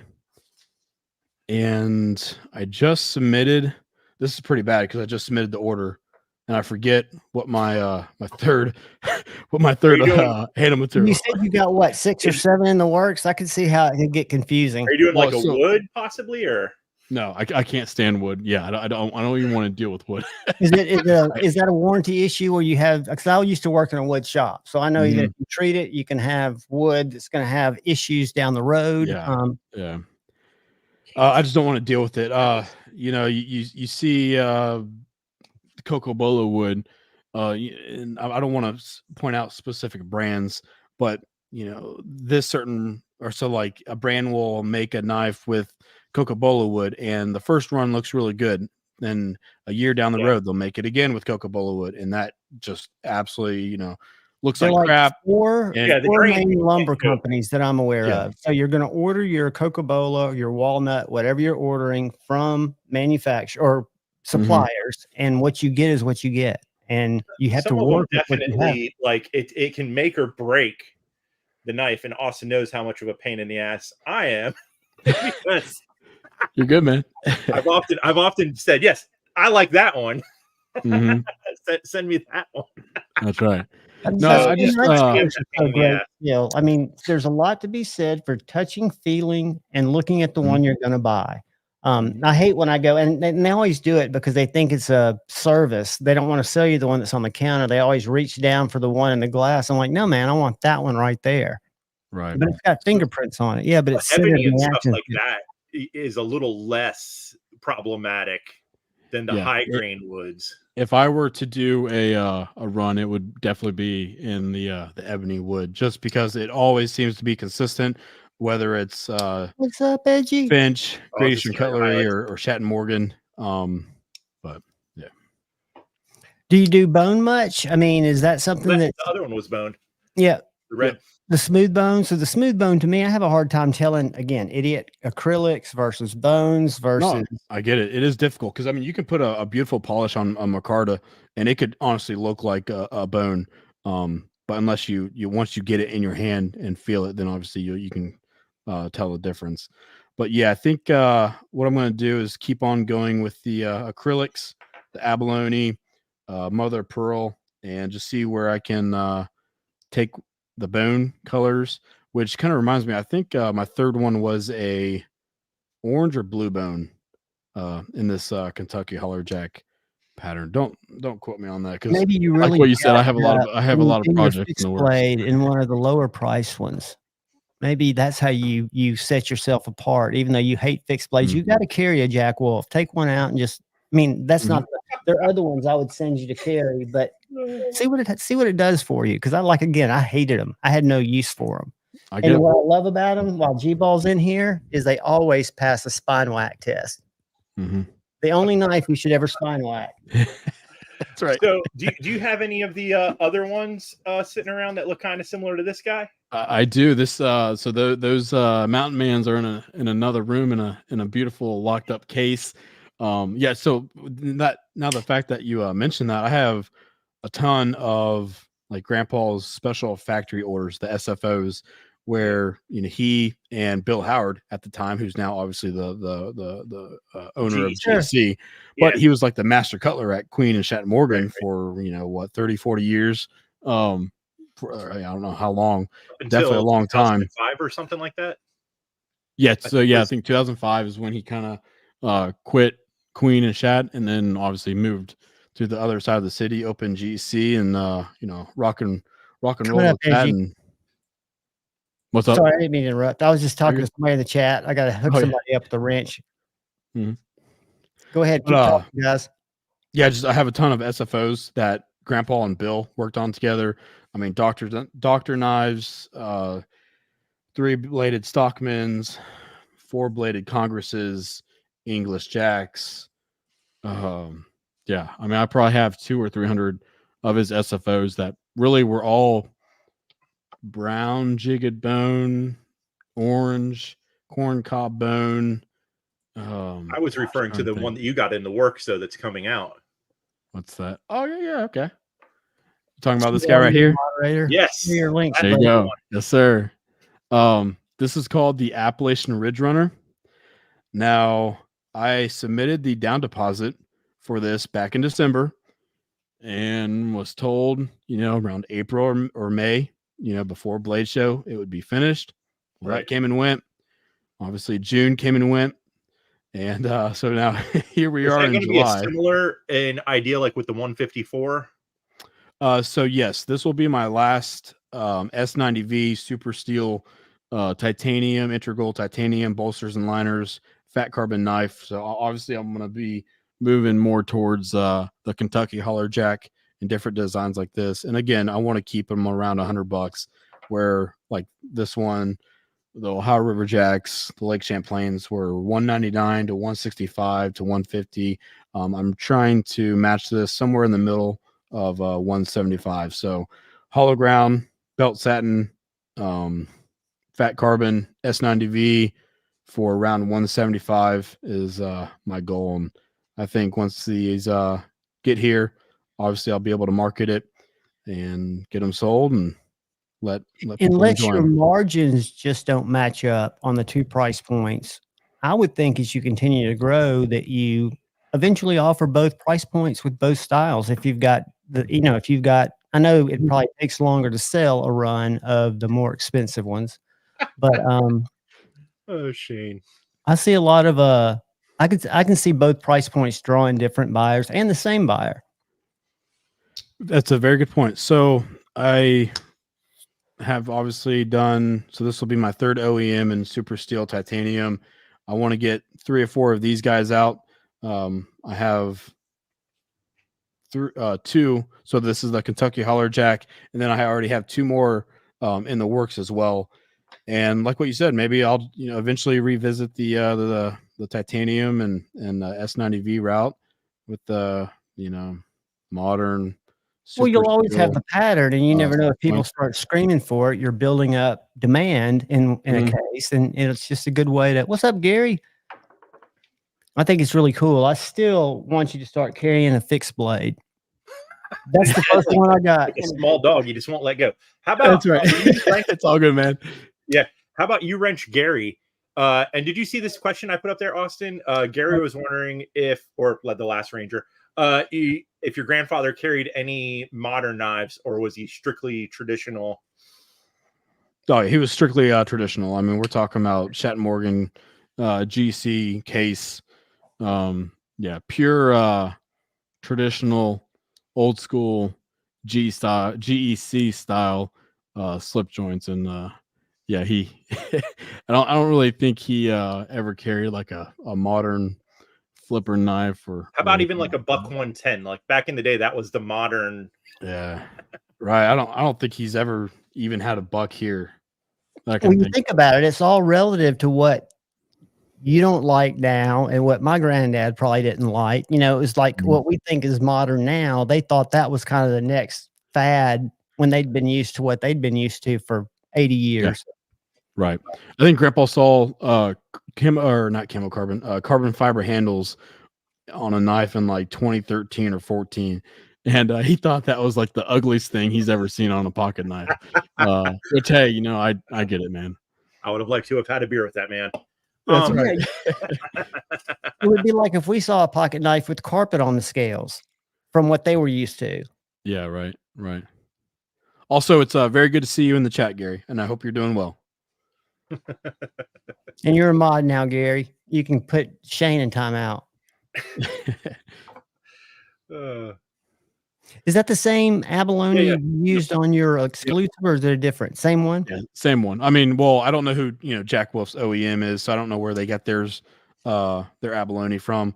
But you carry that knife. Carry that knife, Shane. I should, yes, I should, but it's actually in my collection, so we'll see. Stevie, I agree with you. Boredom and burnout is real, and I'll leave it at that. Mm-hmm. That's just inside. Carry that knife.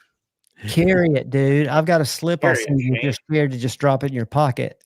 Well, I showed him. I have the similar, knife.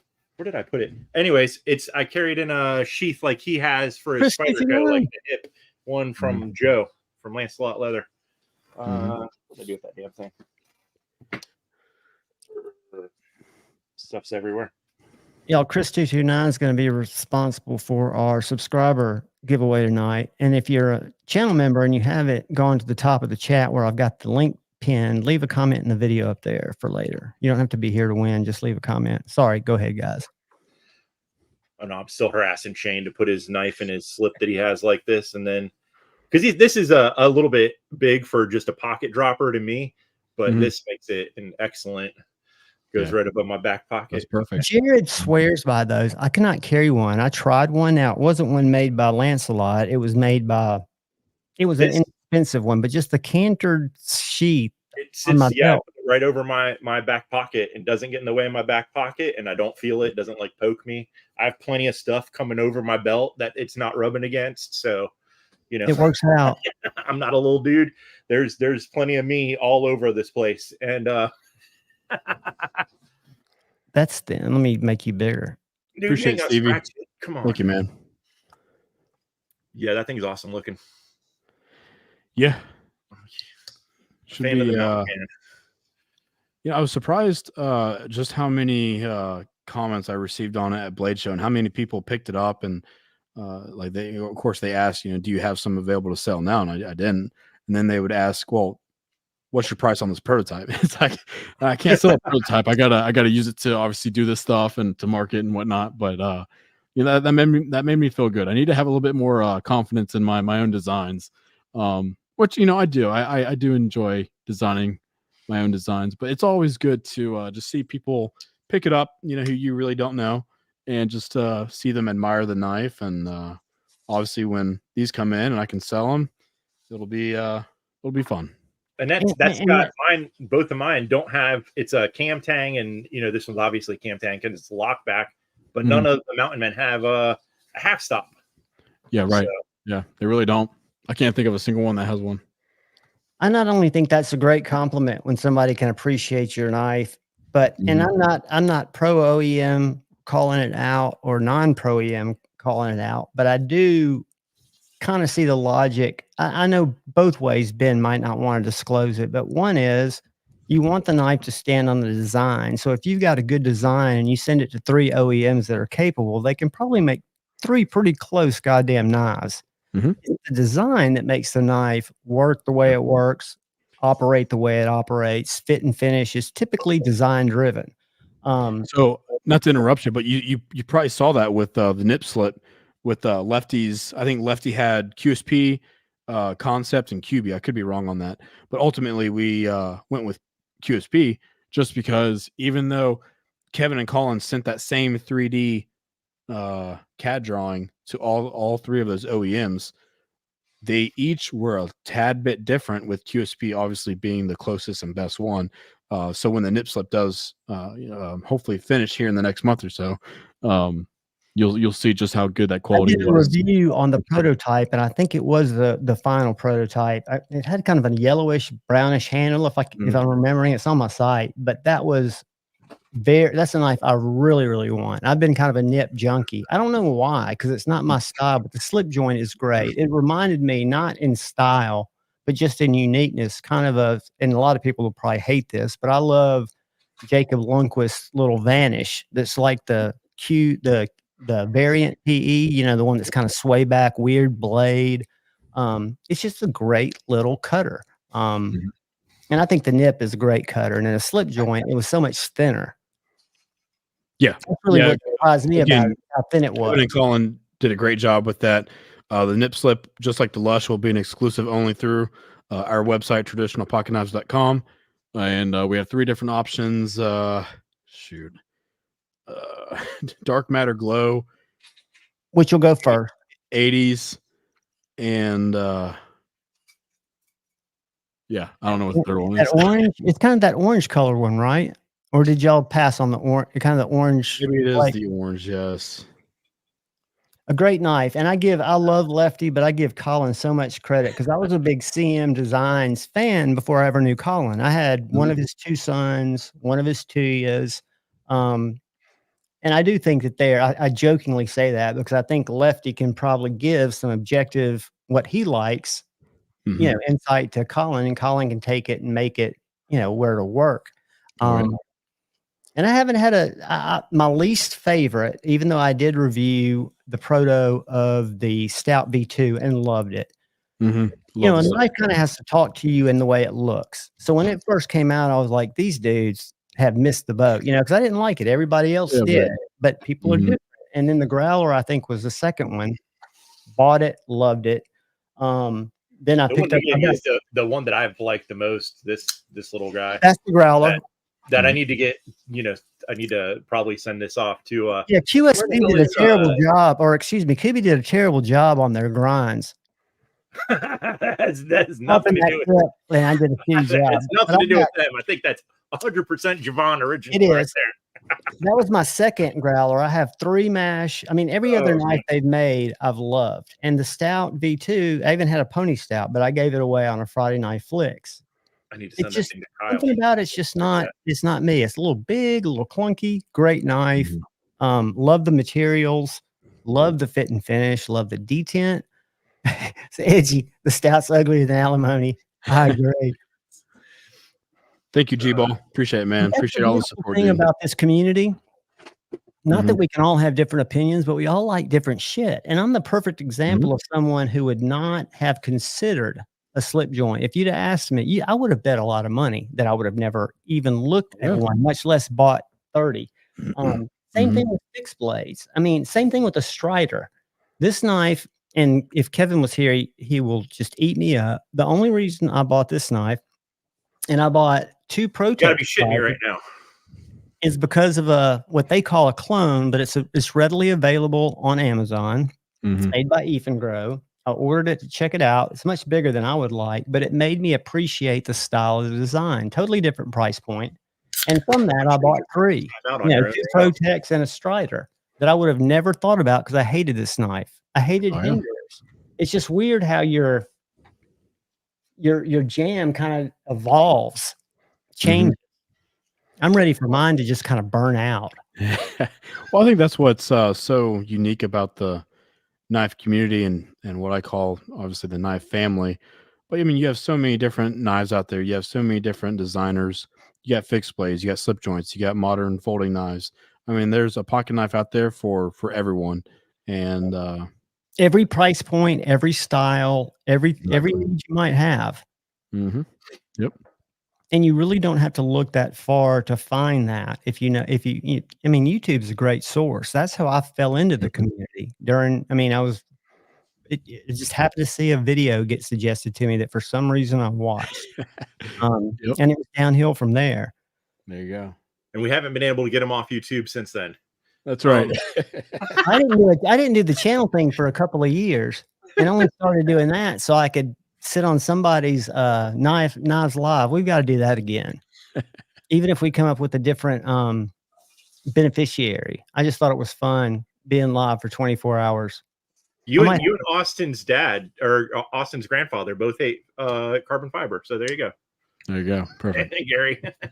So do you like, I don't know if I got the answer to that or if you ever answered it. Do you go by traditional pocket knives now? Or, I never answered that, did I? Well, you might have, dude. I've got short-term memory loss. I did 3 Grateful Dead shows. Okay, so around 2010, I graduated high school.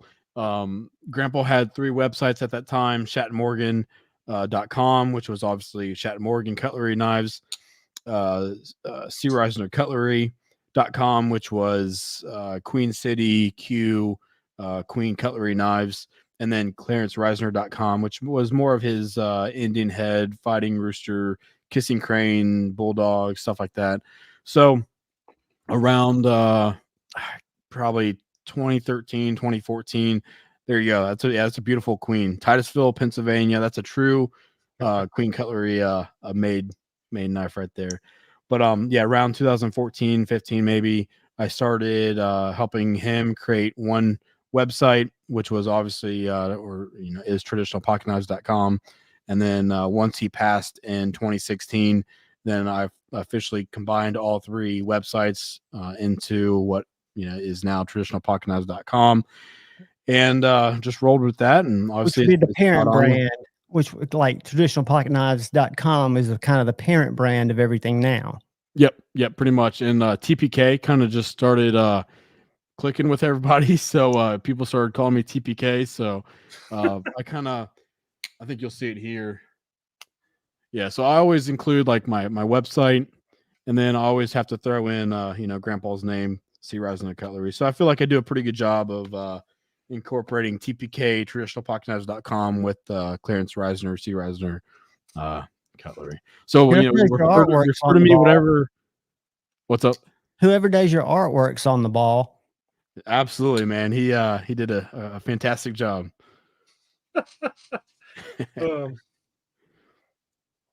But yeah, hopefully that answers the question. No, it does. Well, I just didn't know how to. I didn't know how to tag you properly because I've seen Risner Cutlery. I've got some stickers. I've got traditional pocket knives is what I've always. I mean, when you're doing it on Instagram, you obviously want to tag his Instagram. Sure, I was talking about when I was making my little thumbnail that was showing him as a guest. Right. Usually I like to go with C. Risner Cutlery just because obviously this all started with my grandpa Clarence Risner, and that's the passion project that started all of this, I would say. Yeah. Yep. Yeah, shoot. I mean, he would take me to knife shows when I was 3, 4, 5, 6 years old, all the way up till high school. And yeah, just really good memories of traveling down to Kentucky, Tennessee. Gosh, where else did we go? Illinois. I think we went over there one time. Obviously here in Ohio, down in Cincinnati or Wilmington. So yeah, good times. Yeah, those are times, those are memories you'll never forget. And I mean, it's as much visiting on the drive and just having him be your buddy for the day. I mean, you look up to your granddad, at least I did. I didn't know one of my granddads, but I knew the one that came over with Operation Paperclip. And he was awesome. He was a really cool dude. He gave me my first beer at 9. Javon. 8 or 9. I got my first beer. And when I'd go down there for the summers, he'd say, go out and grab us a beer. Because in Germany, you could drink as long as you could ask for ein Bier. I think I caught my first buzz at like 10 when I would bump into walls. There you go. Man, that's Javon. You kill me with that shit.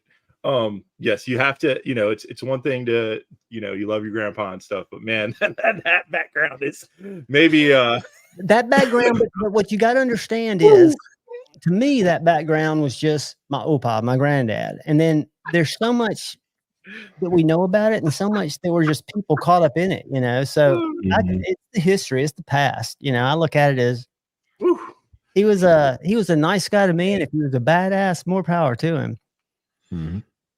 Boy, oh boy. Throw Gary's comment back up there if you can. This one right here. So I recently had a buddy reach out to me who I've established a really good knife friendship with, and he said, I was watching a video the other day, and there was a sticker on this dude's wall, in the background, and it had a pair of boobs with TPK on them. He's like, "Is that your sticker?" And I'm like, "What are you talking about?" I was like, was it one of my my circular designs? Is that what you're talking about? He's like, no, it's like a legit pair of boobs. And I'm like, you got to show me because I don't know what you're talking about. And so obviously I was able to find the titty patina knives or whatever. And yeah, I didn't even know that was even a thing. for the first, I don't know how long, when I would, post on Instagram and then hashtag TPK, every goddamn response was, yeah, titty patina. I'm like, no, this is not at all have anything to do with. She hasn't posted in like 20 weeks. No, I love that are you down to like the hours? 20 weeks. Well, what she did, you know what her deal was, right? Besides doing this, she would patina these knives like that. So if you got a knife, I just don't know what to say. I know. Her husband supported her. It was a him and her type thing. Yeah, it's different, but this is the sticker that I think Austin's talking about. This one right here. Yeah, sticker, all right. Yeah, but she's kind of gone away. Listen, bless her, but that sticker does not it looks like you got some lumpy goods there. So. And while we're on the subject, then I'll get off. Countess Anne is just gotten back from vacation. Oh, for Christ's sake. Oh, my God. Javon, see what she's Austin. Listen, I can't. This is Javon. She's engaged to the guy who owns Kunwu, and she was a Michael Zeba girl. How is this at all relevant to anything we're trying to talk about? See, I blame Gary. Was it Gary that said something about the yeah.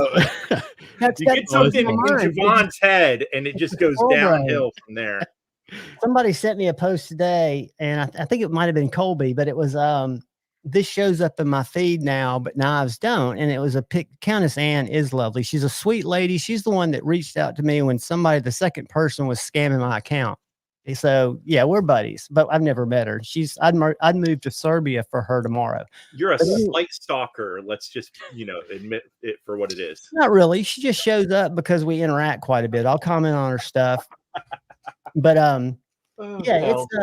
it's I was looking to see if I had one of those stickers sitting around here. I knew I had one somewhere. If you were a chick, and this is not to sound sexist at all, but if you were a chick that liked knives, you could be, there's a lady I follow or a girl I follow, and I forget her name, but you can tell she does not know anything about knives, but she's always posting with knives, and I guarantee you she's killing it. Oops, right there.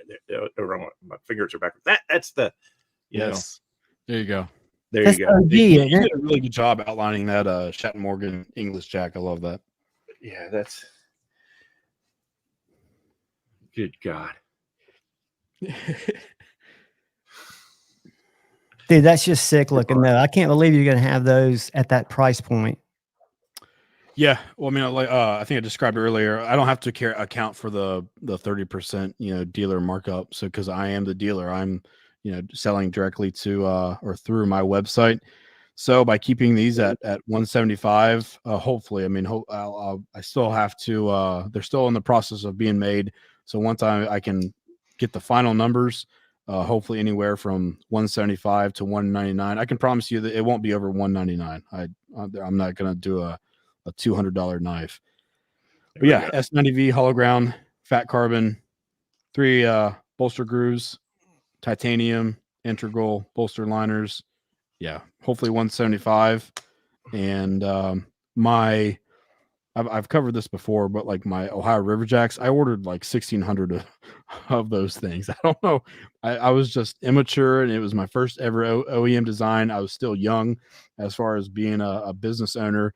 And don't get me wrong, though, ORJs have been really great. A lot of people obviously are super pleased and happy with that. I think design. When you first told me about that, it was a lot lower number that you thought you were going to go with. Stepping out there. I mean, and it's a great knife. I mean, the knife is a fantastic knife. Oh yeah, it's just it's a. So what I designed it off was the cigar sunfish style of knife, or slip joint pattern. And it's just very simplistic, but also feels extremely good in the hand, good grip. And like I said, pretty much everything on this knife is fairly, I guess thick would be the correct term. The spring is very thick, along with the blade stock and everything. So feels I really like wanted people to be able to use this knife and drop it and it'd be fine, and use it in the field, use it on camping trips, get mud in it, and still be able to function without it completely, breaking apart. Yeah, it's good to be able to, to take your knife and wash it under the sink and not have to worry about it going to shit on you. Yeah, right. But that's speaking of like the sunfish pattern. This thing, people absolutely love. This giant, beast of a knife. This was gifted to me by Satu Dave, but. Yeah, I mean, something like this. I think even when Finch did their elephant toe kind of pattern thing, it was a decent. So, not to brag, but who do you think gave him that idea? That's you had mentioned it yourself that you're giving all your good ideas away. This is back when I was in my weird price points. I bought every Finch knife up to that one because it jumped in price like $50. And I was like, I'm fucking done with Finch. Not because I didn't like Finch anymore, because I'd kind of moved on. And at that price, I was into something totally different. I think I got a Roadrunner after that, maybe. Yeah, I like the Roadrunner. But yeah, I think I told you, I mean, I was, I don't know. I mean, I was, well, I had a full-time job at that time. I kind of did the knives still on the side. This was, back before the really 2020, 2021, when the website just took off with the GECs and all my exclusive OEMs and whatever. But yeah, so I started giving Finch like the Chernobyl ant idea, which was their sodbuster version. I gave him the idea of the buffalo tooth, which is obviously like the GC Whaler, whatever. But yeah, it's all good. You know, I'm happy to. I mean, my favorite Spencer and Steve are bears good is the people over there at harvester. Finch. So For me, I like So- the harvester because I can flick it, and I can flick a Mhm. lot of them. But the harvester is just kind of the cool one for me. I think that was like what their third or fourth design. Mhm. But yeah, that was a sweet one too because they had that yellow smooth bone. That's which the is one I've extremely got. popular. Okay, there you go, man. Yeah. That's the one I picked up. It looks kind of like Mhm. that. Yep, pretty much. There was a Very question. cool. Palmer asked, "Do you have a Lake Champlain Barlow to compare size against an ORJ?" Yeah, let me get them real quick. I need to get my ORJ out. I'll knock I all those damn believe hats about off. an inch larger. I should really know my specs, right? But when you have a lot of projects going on, it's easy to forget. You can head on over to the website and obviously compare them. I'll tell you right now. Hold on a second. So the I think so what, about an inch? let me get to exclusives. Boom. I should be sharing, but that would make you small. You keep holding that up and I'll read out some So this Huge is difference in these are flavor. both natural micarta. This is the Chinese version of natural micarta, and this is Ultrex, which I believe is made in Iowa. But so the Lake Champlain is 7 3/4 overall, 4 1/4 closed. And the Ohio River Jack is 6.68, 3.75 closed. Does that sound accurate, or am I reading something wrong? Yep, that sounds right. Last Ranger, that's the one I've got, the yellow Finch harvester. It's awesome. And for some reason, I'm giving several away, a lot of the micarta ones, but a lot of the ones that are more traditional, for some reason, they stayed in my collection. There's still quite a few of those up on the site, the Barlows, right? The green let's go back over there. Out the green fat carbon. A lot of the camo carbons are sold out. The saw cut titanium, Giga titanium, they are very close to being sold out.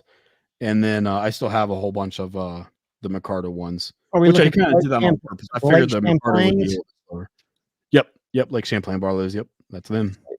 All right. So micarta looks like a couple of different colors of micarta. Yeah, black, brown, and green for the micarta. And then jig tie. But yeah, I mean, if you click on one of those, I mean, you'll see. I'm a lot of them are down to like 1 or 2. So there's 8 items here, and that's the purple cow was a little bit. See, there we go. The purple didn't really pop. That's like a light purple. It's more of like a gray. But I'll tell you something. I got that, and I really like it because it's unique. I think that's the same camo carbon that's on that. It's kind of got a gray, but it's got purple veins in it. So it doesn't look to me like, I like unique types of finishes. See, there's me, and I was talking about this earlier, how I'm a fan of not having, I like the rear end bare-ended more so than having any steel at the bottom there. But I mean, on that's a Barlow, so that's just traditional. I don't think there's ever been a Barlow in existence, and if someone called it that, they should be slapped. There's 7 of these guys left, guys. I would go grab one of these. And you can use the link that's scrolling, or you can be a champ and use my affiliate link that's on my link tree. So I get into more arguments with myself and the internet over people calling shit Barlows. It's not Barlows. Oh, it's been pretty bad the last few years. My Barlow BFF. That's the best one. That's the one you like the most. If you visit Knife Thoughts on YouTube, my good friend Logan Stout, who we were talking about earlier, he is the founder of was it Barlow Bearcat? I have my sticker. There you go. My BB. But that's like one of his pet peeves is like somebody calling this a Barlow knife, which I can see the confusion, but this isn't even close to being a Barlow. No, not even close. But like even like Boker started doing that, and like I've got a fixed blade that's called the Boker Barlow. Blew my brain because they should know better. Yeah, you would think so, but Whatever. Yeah, they have one with no bolsters. It's just a jackknife, and they're like, it's a Barlow, and they're like, no, it's not. Is this your buddy? That's him. Yeah, it's Logan. All right, guys, I'm going to subscribe, and I'm going to suggest that you guys go subscribe. Mm-hmm. So what a lot of people might not Logan? know about a Barlow, the bolster has to be a third of the entire length of the handle material. So that is like a true Barlow. The one caveat there is the English Barlow doesn't follow the same. It's still a bigger bolster than their standard jackknife, but it's not as big. And that's just the way all English Barlows are for some reason. This is, A. Wright and Son. Ashley made this for me. But yeah, they all their Barlows are always just a tad bit. So this is it against the 86, but it's just a slightly smaller. But still, if you had one of their jackknifes, it's a little bit even smaller. Their bolster. Gotcha. So is there a book somewhere that has all those traditional patterns, like some kind of? There's lots of companies you can get, like a old Queen Cutlery has like a book you can get with all of their patterns and shit in it. A lot of companies you can get old catalogs and stuff that have. If you go to queencutleryhistory.com, a whole bunch of my buddies and grandpa's friends made that website, and they do a great job of detailing pretty much every single Queen Cutlery knife, all the way from the 1800s to the end near I don't know, 2012. Oh my God, I don't know if this is a rabbit hole I can afford to fall down. Things got sketchy after 2005 ish when they got the DFC stamps on them. Yeah, when did that occur? 2012, 2013. Yeah, if it's got a DFC on it, throw it in the trash. Hit and miss. I have a couple of them. They're hit and miss. They're not as nearly as good as the pre-Daniels family. But this has historical documents, the old flyers, the old catalogs, historical photographs, the entire knife library. I mean, it looks like this is pretty. These are the people that like to harass me endlessly about the slip joint shit. Funny enough, though, all these bastards eventually got one. So old people knives. It's what I grew up, like you said, I wasn't going to as many, but my dad's friend had a gun and knife shop when I was a kid, and we would go to the shows, the events, and that's how I got my first knife, was at one of those. And there you go. Whatever I could open as a I forget how old I was, somewhere between 4 and 7 years old. What knife you can open, pick a knife. See, when I was 9 and 10, I was carrying my Winchester Model 20 pump over my shoulder because we could do that in Huntsville and go dove hunting behind the church. And I had my little case knife to skin doves if I needed to. Oh gosh, that's wrong. But yeah, I have injured myself with slip joints, but it's always because I'm an idiot sitting on the couch. And I'll be holding it in my left hand. I've got so many cuts right here. Oh, yes. I'll just do this, and it sticks right into the side of my hand. Right. And I'm like, well, there's blood. And now, because of the paintings, I just go and wipe it on the canvas, because you guys are weird and like to get blood on canvases. My latest cuts have come from pulling knives out of the sheath, where I'll just fillet my palm, and it's always on my fretting hand, so I can't play guitar for like a week. That knife is just... Is that not sick? I don't know. Like, everyone's got their own thing, but when I look at that, it's that's what makes it, and that's one thing I like about Metal Complex. He'll point out a stupid knife, but that's what makes it cool. If somebody took the time to make it because they knew somebody would find, the so who made that knife, if you don't mind me asking? Tops. This is a Tops rubber neck. Let me see if I can open it without. And Amazon, I think, has one in stock for like $120. Yeah, I can't say that's my style, but I can see where somebody would like that. If the handle was, I can't stand. It's over a quarter of an inch. That handle, but whatever. Check this out. Like It's like a camping knife. I couldn't see like food prep or. No, to me, it's a stand back and throw at somebody knife, because if it hits Gotcha. me even at the butt side, it's going to leave a mark. There you go. I can't remember if I cut myself with the Ohio River Jack yet or not, but I've it come very close. definitely is sharp, and yes. you're gonna it's gonna get a little slicey. But I'm just a lot of times may have a beverage in in hand, which isn't always but yeah, that's exactly my BK2, same difference, except for it's longer and it actually can hold the damn thing. But I use it like a I pry agree, bar, Kathleen, but I love ugly stuff too. I'm waiting for my possums to come back. Not that they're ugly, but that just kind of threw that into my brain. They didn't come back yesterday, but I'm Yellow waiting. Cap laid on So the porch. GEC has been doing these series of their fixed blades. I'm waiting for the other ones to come back. They have another series. They have this one, which is like their small, like hunter very style traditional pattern.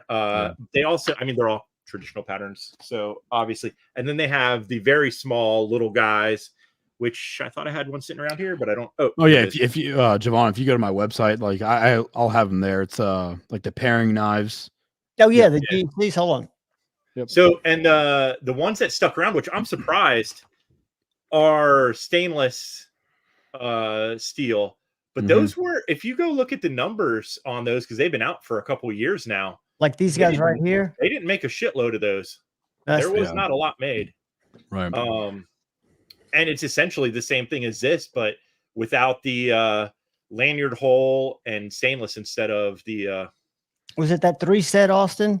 Yeah, it was that you can 3 get them set individually as well, I think. Bunkhouse. If you type in Bunkhouse, it's called like the Bunkhouse brand. That's another those had the burlap. Yeah, burlap. Yeah, burlap micarta. There you go. Ooh. Yeah, those are great. Joe bought one of those and then made himself a sheath. Joe from Lancelot Leather. I can't remember which one he ended up grabbing, and made himself a nice little scout carry sheath for it, because it's the same difference, just without a lanyard hole. I like all those shapes. To follow up with Joseph's comment, the bull nose has caught me a few times too, but that's one of my favorite GC patterns, and I can't stop carrying it. Yeah, you gotta be very careful, because that will bite you. It'll bite you good too. Yeah, I've gotten hit quite a few times. I've actually, I agree, Jim. I've thought about sending these guys to the slip joint spa, dude. I generally only use the bottle opener on the Sudbuster. And then this guy, I'm not a fan of the pen blade, but the 86 with the sheep foot is such a great mashup that I actually want to get the bottle cap put on with the sheep's foot. I think that's like my perfect knife almost. That would be cool. I read somewhere that those knives are easy to modify, which I don't understand how you'd even start. I wouldn't say easy. That's the last thing I would say is easy. Yeah. there are some skilled people out there that do some amazing shit, but it's by far easy.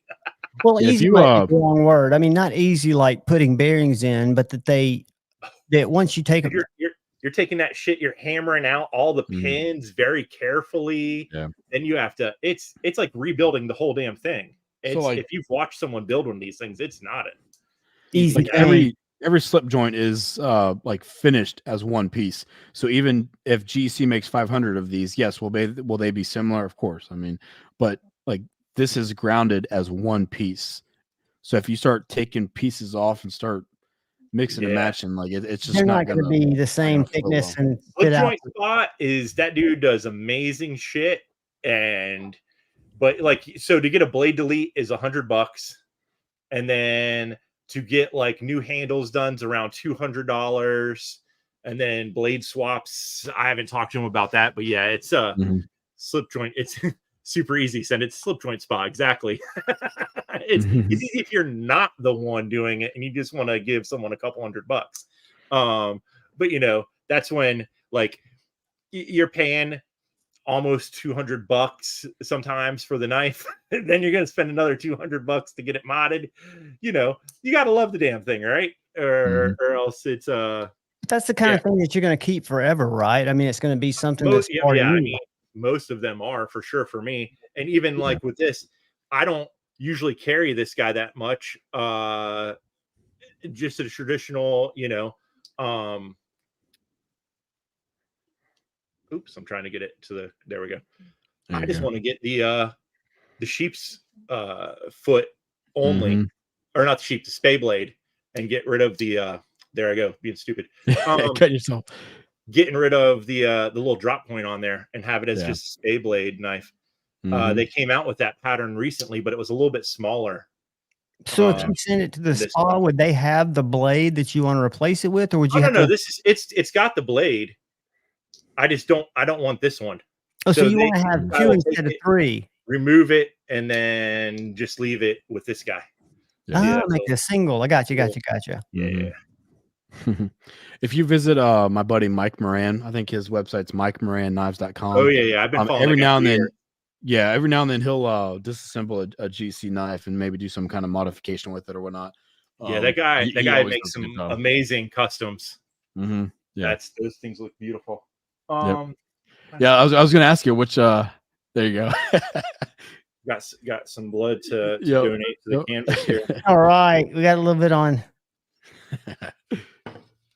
This was part of a live paint show, and now it's got some more blood on it. Yeah, I mean all of his some beautiful knives. So if you that one right there with the dark matter orange, he recently just made that, and that's probably the nicest knife I've ever seen him make. I mean, I called him, spoke with him the other day. This one here. Or you're not looking at the right thing. Hold on. Let me. It jumped me over to Instagram when I clicked on the picture. So let me show you. Let me go back over to Instagram. When he started doing it, it was his prices. Yep, that's it. Oh, that's pretty. Beautiful. Absolutely beautiful. Yeah, without a doubt. I mean, all these are. I wish I would have got one a couple years ago from him. So would you consider this a true traditional knife? I mean, it looks like it's built. Yes, 100%. 100%. Yeah, he makes all of his knives in his own garage. He used to live down here in Cincinnati, but he's moved out to I think north of Phoenix, Arizona. But yeah, he does that all of his work in his garage. Obviously, you can see his work is absolutely beautiful. And I think he does like a knife a week, maybe, is what he's dropping. Probably so. Yeah. Is what I get the emails from. I think is roughly around that. Maybe two. Maybe is that him? Yep, that's Mike.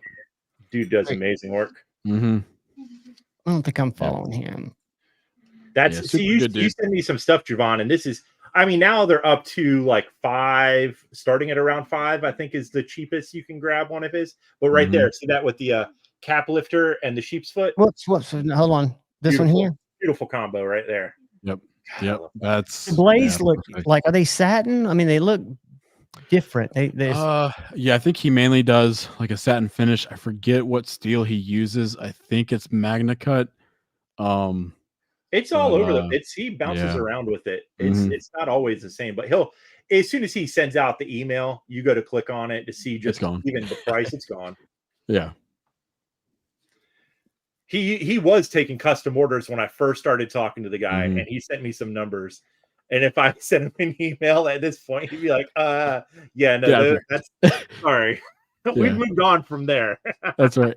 I've shown Pocket Metal this guy, and he wasn't very fired up by him. I met him because he sells them at a knife store here in Alabama, but he lives in Alabama. It's called Deerlick Forge. Have you ever heard of him?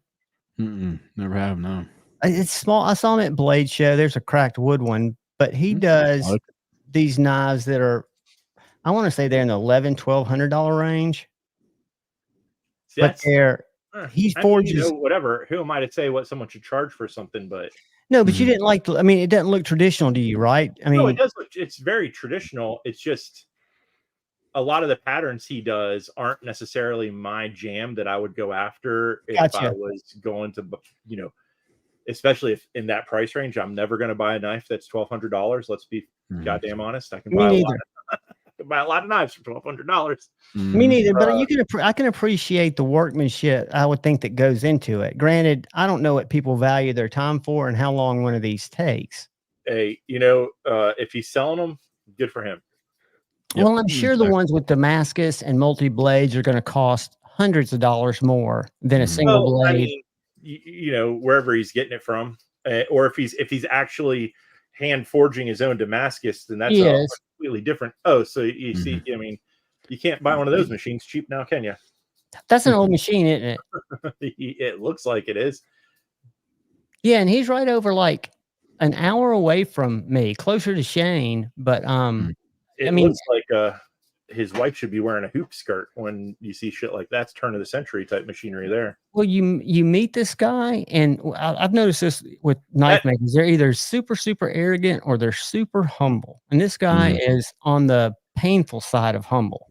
He does, sorry to cut you off, Javon. You're not cutting me off. I need to be cut off, dude. How much of GEC production has been altered with the CNC machine? Now, the last Barlow, Jeff, make sure you register for that giveaway because you don't have to be here to win. Sorry to interrupt, guys. The last Barlow that came out, people were obviously very convinced that the saw cut pattern was all CNC'd versus it being a hand finished. So besides, I know they used to use it in the beginning for roughing out handle scale shapes, and then everything went hand finished. Has it moved past a whole lot of that since then? I really don't know. Bill is very secretive, which I completely understand about. I know he's very secretive over his die. Yes, how he dies and everything. Exactly. I've got to drop my 2 cents in because there's a video, and I won't say who it was, and I watched the reply video today that was really good, but that was talking about handmade versus CNC, where you just put them in a computer and you shouldn't charge much for them. I worked in the wood industry, and a CNC machine is extremely expensive, over $250,000. And it's not that it's doing all the work. People still have to man the machine, and it does take out, I like it. It does take out a lot of the time, but to me, it doesn't take out any of the quality, or it actually increases the quality unless you just don't like. Shut your damn mouth. But it allows, I don't think it takes, do you think it takes jobs? I want to see an old man in overalls with a goddamn ball-peen hammer making my fucking knife, not some fucking 20-year-old with a fucking hipster mustache running a CNC machine. Fuck that shit. I agree. And there's a purist part that I can agree with that, but I can see how keep GEC and shut your damn mouth, Javon. The CNC is the ones we were looking at were 6-axis, and they were $250,000, Shane, but they were for woodworking. They were pretty big machines, bigger probably than you'd need for knives. So you're probably right. Yeah, I mean, I know GC does have, I think, 1 or 2 CNC machines, but again, like all of their work is, I mean, Bill does such a good job of keeping the knives like traditionally made, right? And of course, when you walk through GC's plant, like you see updated machinery, and you need updated machinery. If GC was making knives on machinery that was still from the 1900s, I mean, the quality wouldn't be as good as what it is here. Fit and finish, but like a GC knife, even though it's made by newer machines, like it's still traditionally built together, and which is I haven't seen any of the recent stuff, but they still have, I'm guessing, a lot of that machinery though that they're still using for penning and stuff, aren't they? Oh, they are. Yep. This is when people started posting pictures in the forum that you were talking about, the the Barlow Bearcat Club, and comparing the saw cut pattern, and came to the conclusion that they believed it was done CNC. Could be. I love that people. Is it the hat, right? So this hat. This is my summer hat. You see how thin that is? It's thinner than most ball caps. Now do you have a mesh one on? That's the only the mesh trucker style is the only one that's cooler than this. Yeah, This that's thing what I is got. so thin that it's thinner than a baseball cap. Now I know it doesn't look like a baseball cap, but I have a lot of hair I keep up in this damn thing. Y'all can shut the fuck up. I agree. I agree. I was going to say something. I can't remember what it was. It wasn't important Probably not. at all. Of course not. It would have been something So tangential. real quick, talk about Cooper Cutlery. They're down here in Winchester, Ohio. So they're the new owners of they're the new owners of Shatton Morgan Cutlery. So they have all of Those Shatton new dollar Morgan's. store knives are looking good. They are, yeah. So the obviously GC Shatton Morgan closed their doors 2018. It took the city a while to get everything organized, and they held like a bank auction or whatever. Anyway, Cooper Cutlery. If you go to is that their? I think you're on the. I No, that don't was need to get that finger stitched up. That's that the was the Cooper website. Cutlery Is this a website. little bitty cut? Yeah, hit that. But they've got Yeah, other knives too. Who They've gets got stitched? Cooper Cutlery right here. Okay, no, yeah, that is their website. Yep. Anyway, so they purchased Cooper Cutlery. They purchased all of Queen Cutlery's old machinery, and we're talking about machinery from like the early 1900s. Yeah. Which That knife right there, I like it. That's a good. So when Cooper Cutlery finally was able to transfer everything from Titusville, Pennsylvania, down here to Winchester, Ohio, like it took them a while to learn how to, operate the new, well, to them new but old machinery. And I mean, let's just be honest: when you're working with older machinery from the 1900s, it's going to be pretty difficult. Well, And you got to get parts, and you got to keep it running. And I would think it would run slower. You so go it took a couple them barrels of oil a day. I mean, it took them a few years to really put out a good knife. But as what you mentioned there with the Beaver Falls knives, Dollar Knife Co. They've come a long way since the Weed and Co. giant. Don't even get me on that. I mean, I get they had to learn. Yeah, and they were needing to get money back, which I mean, hey, he he went out there and he bought a company. What I was getting into, but I just wanted to have it because it was funny. I mean, good on him for taking that step and keeping a trademark and brand in the United States, and of course, especially here in Ohio, which I'm just an hour and 45 minutes away from them, so I have visited their shop a few times. Super good people. The first few years were pretty rough they were trying to figure out how to make a really good quality pocket knife. But over the last 2 years, I think everybody's kind of seen the transition. They're doing a lot better, and it's going to be fun to see what they can push out.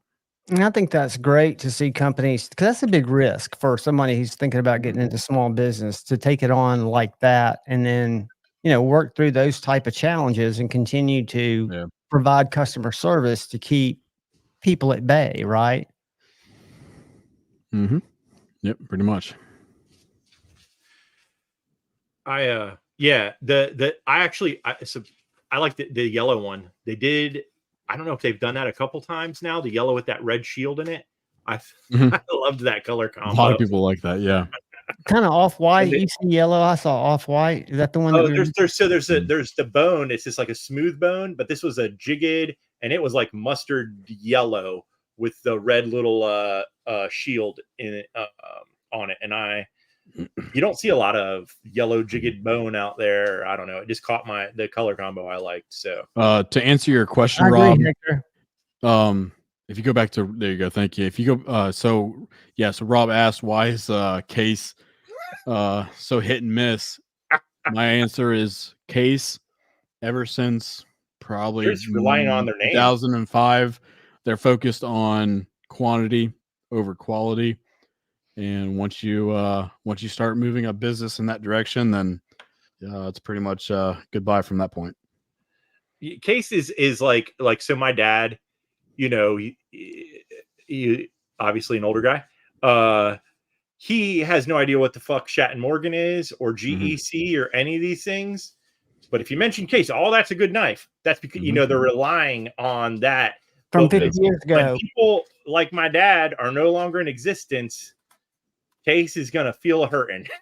Because so the last 2 years, and this has not only just happened to me, but just like this last Blade show, True. just like this last Blade show, you know, Case walks around. It's like 3 or 4 of them in these black shirts, and they came right up to my table, didn't say a single word to me, didn't say hello, didn't say, you know, good looking that's knives, messed up. whatever.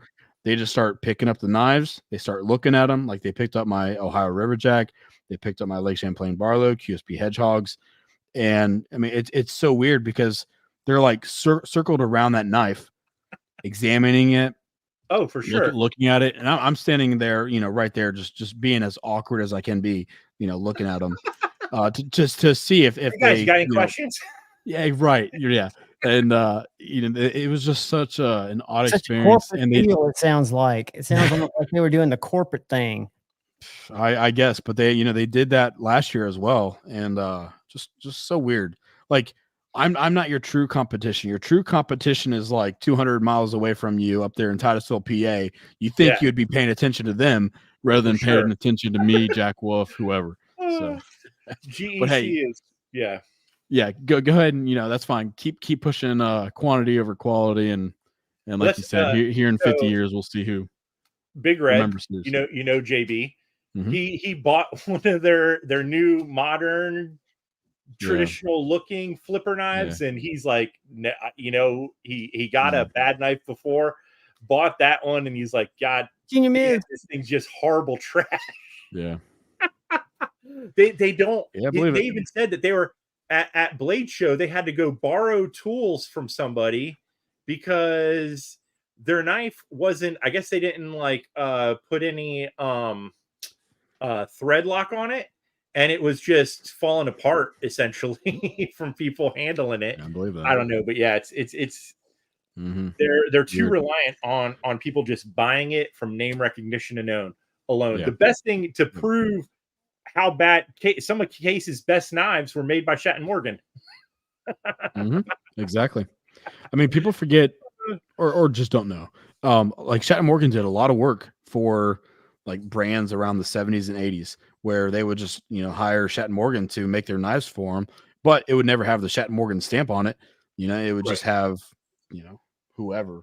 Junior Miz, I wasn't going to drop any SWT. I've got some tea that's boiling in the back of my head that has to do with the review I saw yesterday, and I'm just going to keep it to myself. I'm going to be peaceful. I'm not going to shoot those shots across the bow. Hey, Shane, for free reasons, what are the free reasons? I'm gonna get you on that typo. Okay, mostly Case knives, but they have some overseas made shit.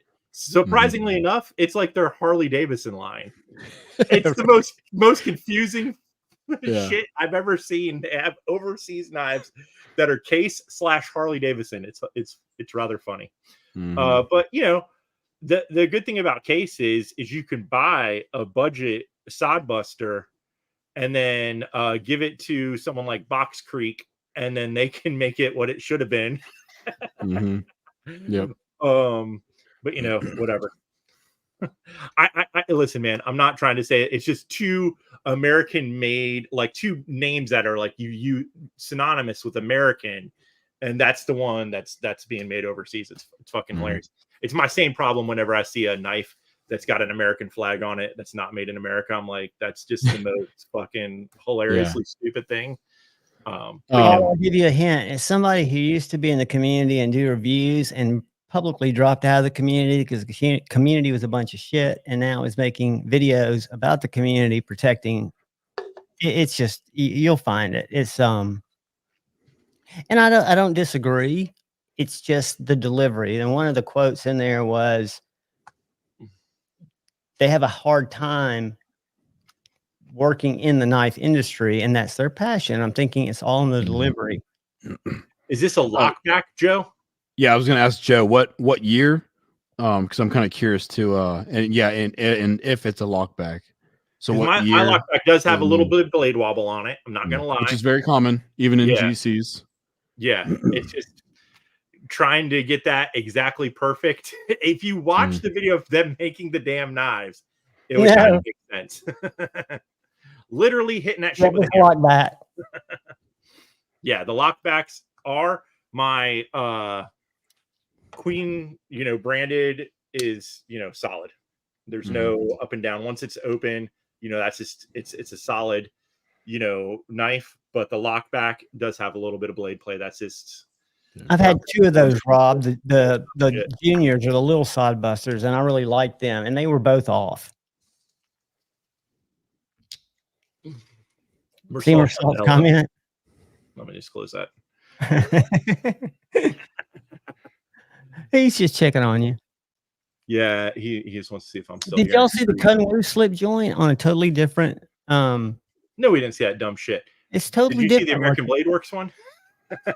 No, I didn't. But I saw their fixed blade. It didn't do much for me. For some reason, I like what he's doing. I like Michael. I'm just not crazy about the knives. They don't speak to me yet. And they're a gret value. Yeah.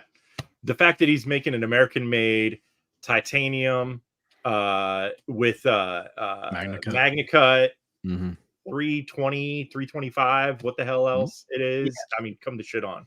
Hey, let me tell you about this. Have y'all been following Alex Steingraber of Lamia Knives, who also makes the Shark? This guy right here. He makes the Lamia, which is, let me show you this knife. I've got it, but I don't have it out with me. It's this knife right here is what he makes. He's a high-end U.S. production maker, but what he's done is he used to sell this Shark, which was probably the most popular EDC fixed blade. You couldn't keep them in stock. They're about $320. Anyway, he found a way to do it with the CNC machine more so than by hand. And so he's got this great, I urge all you guys to read this, why he's doing what he's doing, but he's going to offer these for $125 in LMAX, Sharks, CNC, and then hand sharpened. And then if you want a sheath, you add $10 because his whole goal is there's so many sheath makers, leather makers that already make sheaths for the Sharks that he wants it to be kind of a joint project where he offers a very inexpensive American-made knife, fixed blade, and then a lot of the leather companies that he works with makes the sheaths. I thought it was pretty cool because that knife used to be $340. It's not a good picture of it, but anyway, cool guy. And he talks about this goes to the positive side of the grief that the drama that I'm not going to spit, the tea that I'm not going to spit until I start the Javon hater channel. Oh man. So Joe, were you talking about, I have another one of these, the red one that I got from Austin, but this, I don't know where that is right off the hand. Let me make you big for a second because I can barely see it. Are you talking about one of these little carvers? This is a 3-blade, but it's got the a sheep's foot instead of that's a split back, isn't it? Yeah. As well. Yeah, split back. Heck yeah. I got this one, and then I got the little red one as well. So when you say split back, does that have a gap between the spring? So yeah, it's very tiny. Yep. Where there's 2 blades, it transforms into being the spring for the side that's just the 1 blade. And there's a little thin divider that narrows as it goes this direction right here. Sorry for the bloody finger, but you guys can deal with it. But very interesting. We watched it happen, so it was worth it. Yeah, for sure. I love those. Oh, it's a 2-bladed one. Gotcha.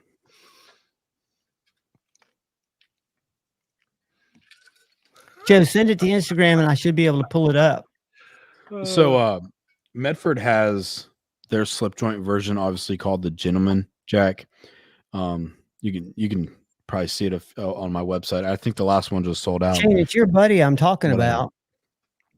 That's another hint. But they reached out to me a few days ago asking if I want to purchase more Gentleman Jacks because obviously, I sell slip joints and whatever, but their margins are just, they're not great to work with, and they're wanting. So if I were to buy like 8 of these, but just the one gentleman jack would be like $450. You know, and I can't. I don't know. I just don't want to go through with the order because to me that's it's a lot of money for a slip joint. $450. I mean, I Yeah. don't care where Which it's made, who makes it, whatever. But which one is that? the Medford Gentleman Jack. So if you go to the website and I'm sure just go to my Medford page, you'll see a Gentleman Jacks. I think I've had like 2 or 3 of them on, and of course, yeah, they do eventually sell. Of course, Medford makes it; it's very nice and quality, but it's expensive. And you know, is it worth the price? I don't know. It's not Yeah, me like to you decide. I said, guess. the person that likes that brand, maybe. Let me go see if Joe sent me something. Y'all keep talking. Jeez Louise. Yeah. Not yet. I'm you know, have been on record for quite some time about hating that man. So and honestly, there's been a few people that have talked to me and said that and this is the fact that some like they don't want to do business with people that carry that brand. Now maybe that's not a very large market, but you know, it is what it is. Yeah. I reached out to Medford, gosh. To American Chain. Shut the hell up.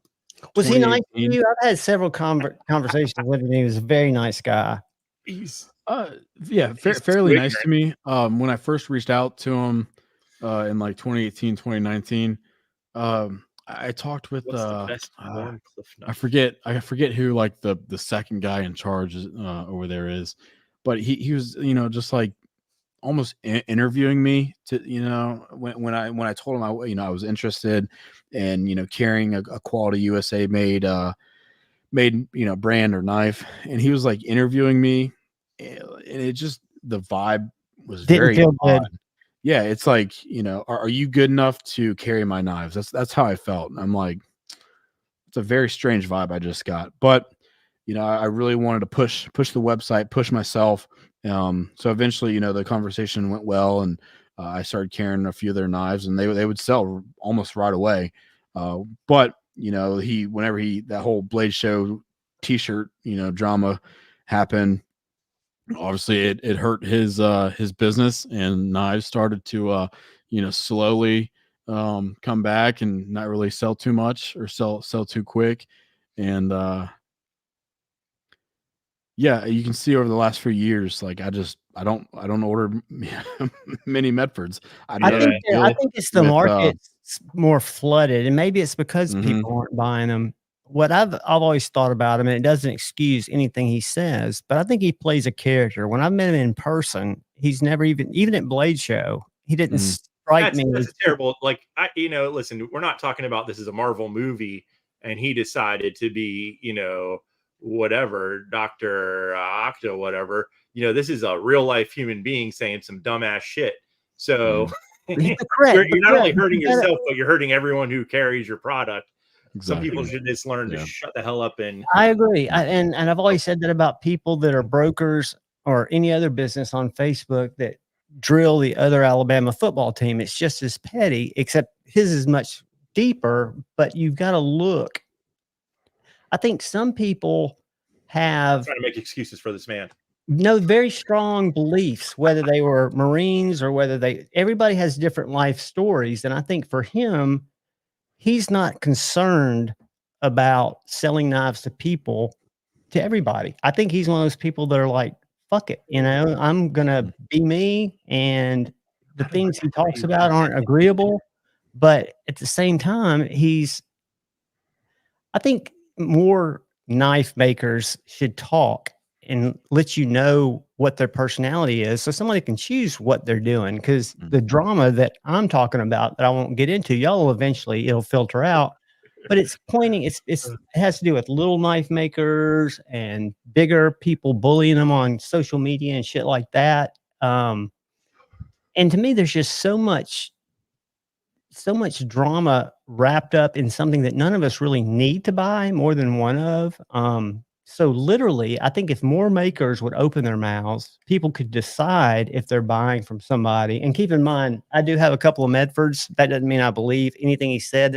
I bought them kind of well before any of that drama started. They were early in my quote unquote Grail life. But I think to know what somebody thinks is important because we vote with our dollars. To me, So to contradict you, let me throw this at you.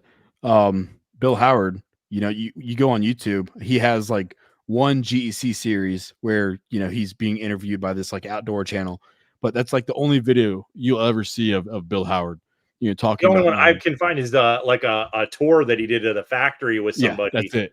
It's like a 3-part series. That's But old. exactly.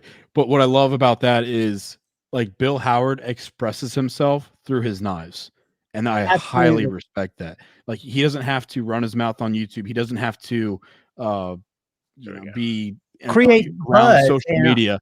Like you look at his Yeah. knives and like to me, like I can just like I can see Bill Howard in that knife. If that's kind of weird to say, but like you see his love and his passion for pocket knives, and he demonstrates that through his obviously incredible artwork and design. And they with got a pocket good, knives. if you have a problem, people may not know, you can reach out to them. I called and spoke to I forget what the lady's name that answers the phone. Everyone gets that Jen May. same Yep. lady. Yeah, and she's very it's a nice. legacy brand, though. I think that's You can the talk to difference. them. It's and be like, hey, a lot of people. Speaking of the lockback situation with Shat and Morgan, a lot of people. I forget what the model was. The most recent lockback was it the Cody Scout? I can't remember. Yeah, the 72, I believe. A lot of people ended up sending that back because of that, and they fucking worked extra hard and tightened that stuff up and They sure did. Yeah, this made last it run where, of Cody Scouts were, I mean, it was perfect in my opinion. so and even with what was the other knife that some people had? I can't remember if it was the 15. There was something that came out with ebony that some people had. A few of theirs had issues. The one I got didn't, but I don't remember what it was. And they sent them back and they fixed that shit up. That's great customer service and I don't know. I can't read that. What do we got there? This is what Joe Isabella just sent me. Can y'all see that? Am I sharing the right shit? Let me look. Yeah, I see that. It's like a canoe pattern. But it's like it looks different in the way the blades dip down. Let me show you the open one. It's like a double copper head canoe pattern almost. Joe, what is it? Did he put it in the comments? It's a Warncliffe, obviously like Carver style knife, but I'm curious as who the maker is. Throw some info in the chat, Joe. It's awesome. I mean, I've never seen anything like it. Again, that doesn't say a lot because I don't see a lot of knives, especially like this. There's definitely some interesting combos out there in the traditional. Once you start diving into that stuff, you see all kinds of crazy shit. I think it's cool. The old autos is something that I don't think a lot of people. They made a Mountain Man autos and had like a whole like handle grip like thing that was crazy looking. Oh, well, yeah, those were called. Corey, there's a link at the top of the chat. If you haven't left a comment, leave one in there. You don't have to be here for the drawing later. Just those leave were called something Express. You're talking about the Chat Morgans, like the Daniel Factory or the Daniel. I think it was before Daniel Factory. I think it's an older pattern. Yeah. Mr. Carver, what does it say? PR Carver? I can see Carver at the back. I can't read the. It was made by Queen. Yeah, I can't. Something Carver. Carver. Something That's Carver. The type of knife. And but I didn't see the tang stamps on it. It's called the Orr Carver. The guy who designed it was named Orr. It was made by Queen. Cool, Joe. Thank you, brother. Yeah, that's cool. I have never seen that knife before, so that's cool. Me neither. I've never seen a knife that has that kind of what I would call, because I'm a pervert, titty look. And then when you open it up, it looks like I could hold it in my hand and go all Wolverine on somebody. Yeah, it looks like one of those gas station Batwing things. That's where they stole that idea from. Now we're just looking at Javon's junk mail. Come on. Yeah. I know, the PSYOP everybody says is the best Vosteed ever to come out. But anyway, I follow that chat because that's where I see a lot of whining. I think it's funny. Are you going to be carrying more Vosteed? Speaking of, since you got the site, I am. Yeah. So obviously this was my first run, so I'm on their dealer list now. Let me tell you something. Is that button? Does that seem like that's something that, because when I saw it, how far that sticks out on that top kind of, it's Liner not exactly a button lock. It seems like I would squeeze the knife and the damn blade would come falling. Not at all. Not at all. I love it. Yeah. You're talking about that right there. Yeah. Doesn't that go exactly where you want to grip it? To me, it doesn't. Have you ever handled I'm gripping it like right here. here. Have you ever handled a smock pocket metal, how that button sticks out a little further? Because it's not a plunge that's releasing, that's dropping the blade. You're actually pushing that whole liner over. So you've got to depress the button pretty much all the way in to get the liner to come out of the way of the knife. So it's not going to be as easy as a button lock to get it down. Chain. Yes. Yeah. That's what we had mentioned. That's why I didn't, cut in with that. But yeah, it was a canoe style. I love the shape of the blade. I just think it's a sexy knife, and it cuts great. A little heavy, but I mean, obviously, if you take it apart, you'll understand why. Just because there's so many internal parts to it. That's my only complaint. But yeah, blade shape, handle shape, feels good in the hand. Love it. This is a great little knife, and this is a County Com exclusive, but their little nightshade with this little shilling cutler blade or whatever you call it. And I'm not a bar lock guy, but they've got those like Kaiser does that are adjustable. I adjusted it, and I can't tell much difference.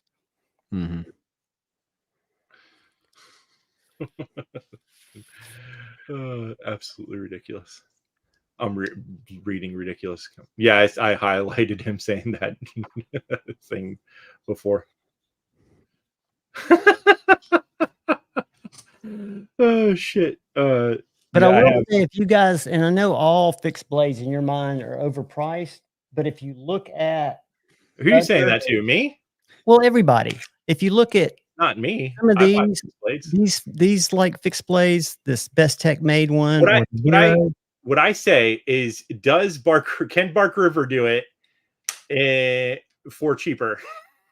And if the answer is yes, or for around about the same price, then that's an American-made company with a forever warranty. I'd rather give my money to Bark River. That's an American-made company. They had several models on there for like right at 200 or a little bit less than 200 on what the hell is that place called? DLT. And so if I can get something Bark River 3V forever warranty is what they had. A lot of them, they had Magna Cut stuff for like 220.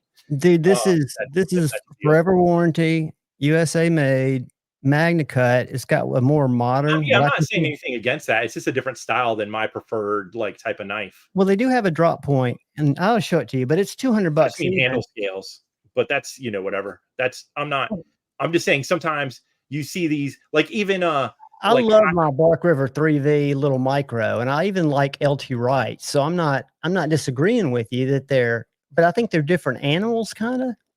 If that makes any sense. And yeah, the Jack Wolf's more expensive, and so are some of the other Best Tech, I guess you'd call them boutique brands. There was a Best Tech that was the price for that fixed blade was insane for it being, to me, and nothing special. And plus it was an overseas thing for well over $250 or some shit. Although there's no way I would buy that over something like Bark River or one of the other companies you named. I mean, shit, you can get custom made shit in America for cheaper than that. So, and that's like when it gets over $300 for,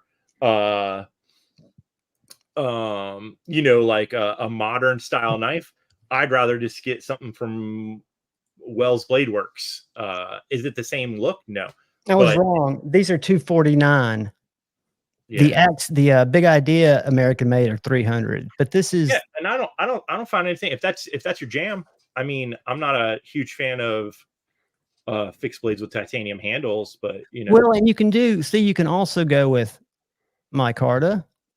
Yeah, and once again, if that's people's, it shows that there's options out there, is what I'm saying.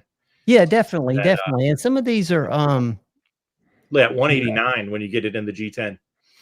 it goes up to 279 when you add these are magnetic inlays. That I don't know. I'm not so sure about that shit. I'm not crazy about that either. I don't like anything to be magnetic.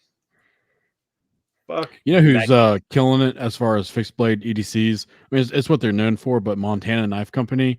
I love mean, their stuff. I don't own one yet. I mean, their marketing is I mean, you can't get much better. To me, they have some of the best marketing. So is it one of those companies that makes and then sells their own product only, or do they have distribution as well? Okay. Yeah, they make and sell their own stuff, and all there in Montana, and their marketing is some of the best I've ever seen. I don't know if it's just me and I can relate to their outdoorsy fixed blade, hunting style of marketing, but yeah, it's good stuff. I'm an Amazon box opener mostly, but this little knife, this is a Bark River Micro Canadian in 3V. And that knife is fantastic. I believe it. Yeah. A little short blade, but very, very sharp convex grind. And then I've got an L2 Right that's a little bit bigger, this Magna Cut that I want to say was $96 with a micarta handle, USA made.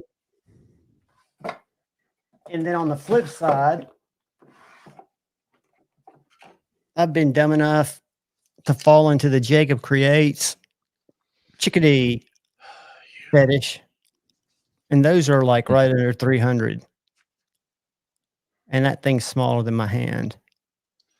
I mean, that falls under there's a Dravon, in every neck of the woods, I guess, to buy that thing for that price.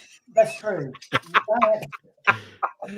Oh, hell. Hey, yeah, I mean, again, I like fixed blades, but they're not my thing, Then you need a finger axe. For fuck's sake. Gosh.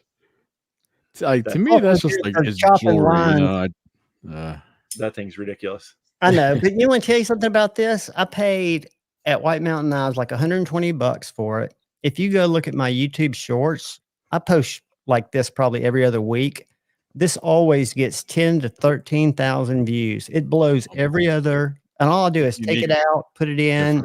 It's 15 seconds short. Sorry, I'm cutting you off because you're not cutting me off because I'm talking stupid shit. So, much like the Mountain Man slip joint, there is a Great Eastern Cutlery knife that's in their hunting fixed blade series that looks very similar to that. They haven't run it since, I don't know, for a long time. It's probably like 2016 or some shit, and it's basically that clip point with saber grind. They make it in a few different styles. That's the one goddamn, I want them to make that fucking fixed blade again. I love the look of that thing so much. But yeah, it's roughly like a Mountain Man style look knife, just a little bit bigger, and then it's got the saber grind, so it's got a flat up here. But yeah, it's about the same thing. It's got a little bit more of a forward choil type scenario going on. And they make that in 3 different blade shapes as well. Now, who makes that? Great Eastern Cutlery makes it, but they haven't made it in years. They keep remaking this guy every couple of years with different, handle materials. But the one that looks like this, they haven't made in a while. I think, like I said, it's like 2016 or some shit like that. It's been a long time. Made it. And that's the next fixed blade that I'm waiting to get that damn thing. I saw one a while back, could have bought it. I don't know what the hell was wrong with me. I didn't buy it, and now you can't find them fucking anywhere. It was in their cougar claw bone, which is almost similar to the Winterbottom, but slightly different. It's like similar to that kind of shit. You wonder if it's just more material, more staging, and less margin to make those. Maybe less demand since they sit around in the slip joints and they've only got a limited amount of hours. So I mean, it's definitely less work than the slip joints, but more material and more time than something like this is for sure in the finishing of it. So that who got an ad? So I'm watching the stream on my phone down here in my corner, and I got that ad too. I think it was 2 of them back to What is back. the ad? You got to skip. I mean, every now and then It wouldn't in let you YouTube though. lives lately, I've had people say about halfway through the live that they throw an ad in there, and I've got know they did that. monetization enabled for people that watch it after or that come into it, but I don't have ads enabled during the live, so I don't know what the deal is with that. Sorry, guys. It probably after you hit like a certain amount of time, I'm sure YouTube's got to cash in on that. That's some straight BS, especially because they'll probably demonetize you as soon as they see me cursing on here. There you go. Yeah, we've been good for the first few minutes, and I go in and check it now. So usually what happens is 5 or 10 minutes after it's over is when I get my yellow, you said fuck too many times, then I have to appeal it. And then all but one have been turned over. And the one that wasn't turned over was the one that we were showing the Benjamin air rifles. Remember that? The I Pelican. wasn't here for that, but yeah, you told me about that. And the other thing was something about Kosovo and Russia that I don't remember anybody saying a word about. Yeah, But they said, no, you can't have that one. I was like, okay. John doesn't get paid, Mersalt. I promise you, there is no money in my YouTube. Now, if I was getting, MC's views or some of those other views, maybe, but nah, it's all about fun for me. What's up, I Matthew? do it because I enjoy it. Keeps me out of therapy. You'll know that it's gone too far when they start playing ads in the middle of us, where it cuts off from us even being able to sit here. Well, I've heard that talk and they start throwing up ads. Message, and I've seen it where if you go to watch a video, it'll say you can't watch this video because we've detected that you're running an ad blocker. On the YouTube platform, which I thought was kind of cool. Cougar Claw now, I mean, either sounds like a shitty beverage for middle-aged white ladies, or but Winterbottom, yes, definitely sounds like Winterbottom could be like a northern gay bar for sure. I'm not gonna lie. The ads automator is off, guys, so there should be no ads being shown. If you're seeing them, I apologize. It is not intentional, because if it was intentional, I'd have them running all the time. Jesus. I'd say, let me go pee, guys. And when I left, 10 minutes, we'd get an ad for some horrible shit that no one ever wanted to buy. I'm kidding. I would never go, you super chat me, or I'm going to run ads. The worst is that fucking commercial that pops up and it's like, my wife bought me this knife and it's the best kitchen knife ever.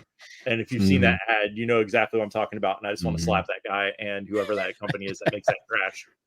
Well, do you remember the whole Shadow Ranger debacle that what's his name, Lefty bought off of a YouTube ad, the greatest knife ever, and they made the biggest deal out of it. They even had a Shadow Ranger group.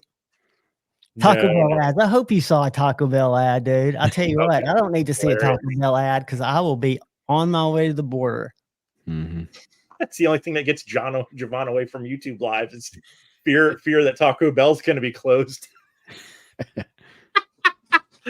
Oh, holy shit. Who are you looking for? Whose web address? Because I'll Google that bitch for you. Are you guys big fans of Chipotle? It seems like the last 6 months it has Chipotle just, I mean, it wasn't probably a couple of years. Yeah, I mean, it's just not the same anymore. And I guess their stock is taking a big hit because their portions are extremely small or whatever. So that's all they had going for them was those burritos that you have no idea how the hell they were able to close it. Right. Yep. Hector, I really think he does a good job. When I first started watching videos, it's simple. It's not overproduced.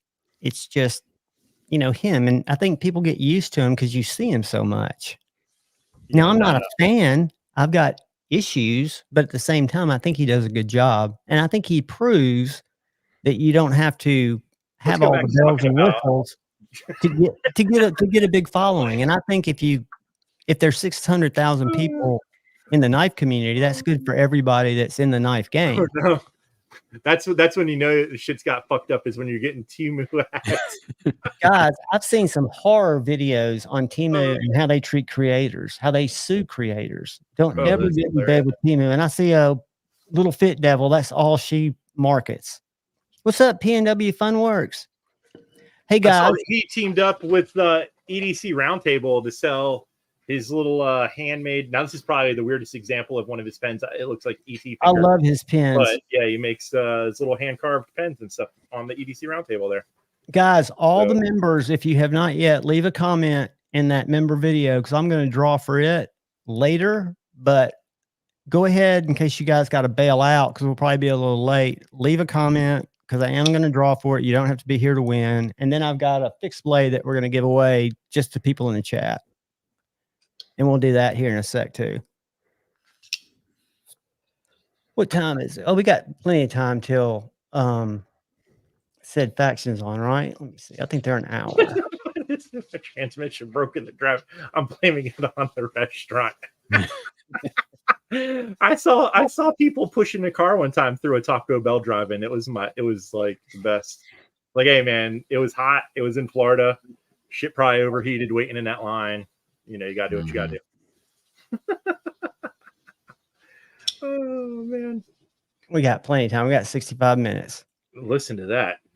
Plenty of time to talk about. What's up? Temu is a Chinese spyware company that's similar to Amazon, but they're evil. Arch nemesis. What are you talking about? What is Temu? It's everything Shane rails about. Shane. I would never order anything from. No, I thought it was Albi, or what's it called? What's that other one that sells? AliExpress is the other one. Yeah, that's the one. AliExpress is where I bought the parts that I was trying to, because I bought that damn Crewwear Spyderco and I didn't like the liners in it. So I was going to buy one of their fucking clones to get the liners because you can't just buy Spyderco liners without buying a whole nother knife. And so I bought one of their shitty clones and stabbed myself trying to take the fucker apart. And I witnessed it because it was live. Yes, it was. No, that wasn't live. I stabbed myself. That's what got like a lot of the paintings that I had up before had got because I stabbed the Torx bit driver through my finger trying to take that fucker apart. So check this bullshit out that I found on Amazon today.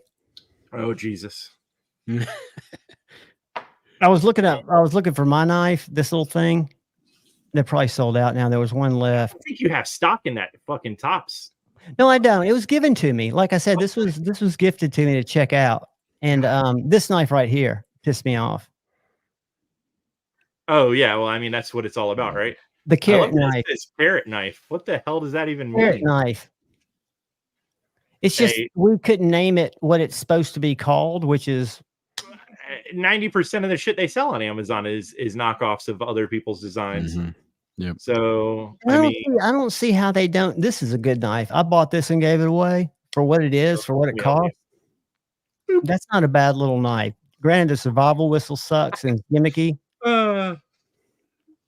Hey, listen. Some people like that knife, that Spyderco. I was not a fan of the micarta on it. It felt like the back of a goddamn what is it called? The fucking clipboard. That's what that knife reminded me of. Felt like that shit was made out of clipboards. Anywho, that's just me. That press cardboard shit. Yeah, that's what it reminded me of. It was all white and dusty and shit, and just looked horrible. And it was super thin. I think I got it sitting over here. I mean, I don't know. And then the fact that they made it to where you can't get like alternate parts. But yeah, look how thin this trash is. Come on, Spyderco with that crap. And then it had like the full steel liners on it and shit. It was just a BS thing. So yeah, I'm gonna still go back and try to. I wonder what their thought process was behind that bullshit. It sold the fuck out the first two times real fast. Right, but that's before people realized it wasn't. Now people still buy the damn thing, and now it's over $200 for it. I forget what it goes for now. I think I got it at like right under 200, like 180 something, 190 when I bought it. Now it's like 220 or some bullshit with, inflation. That's just how it goes. All right, we got 48 comments. That's good.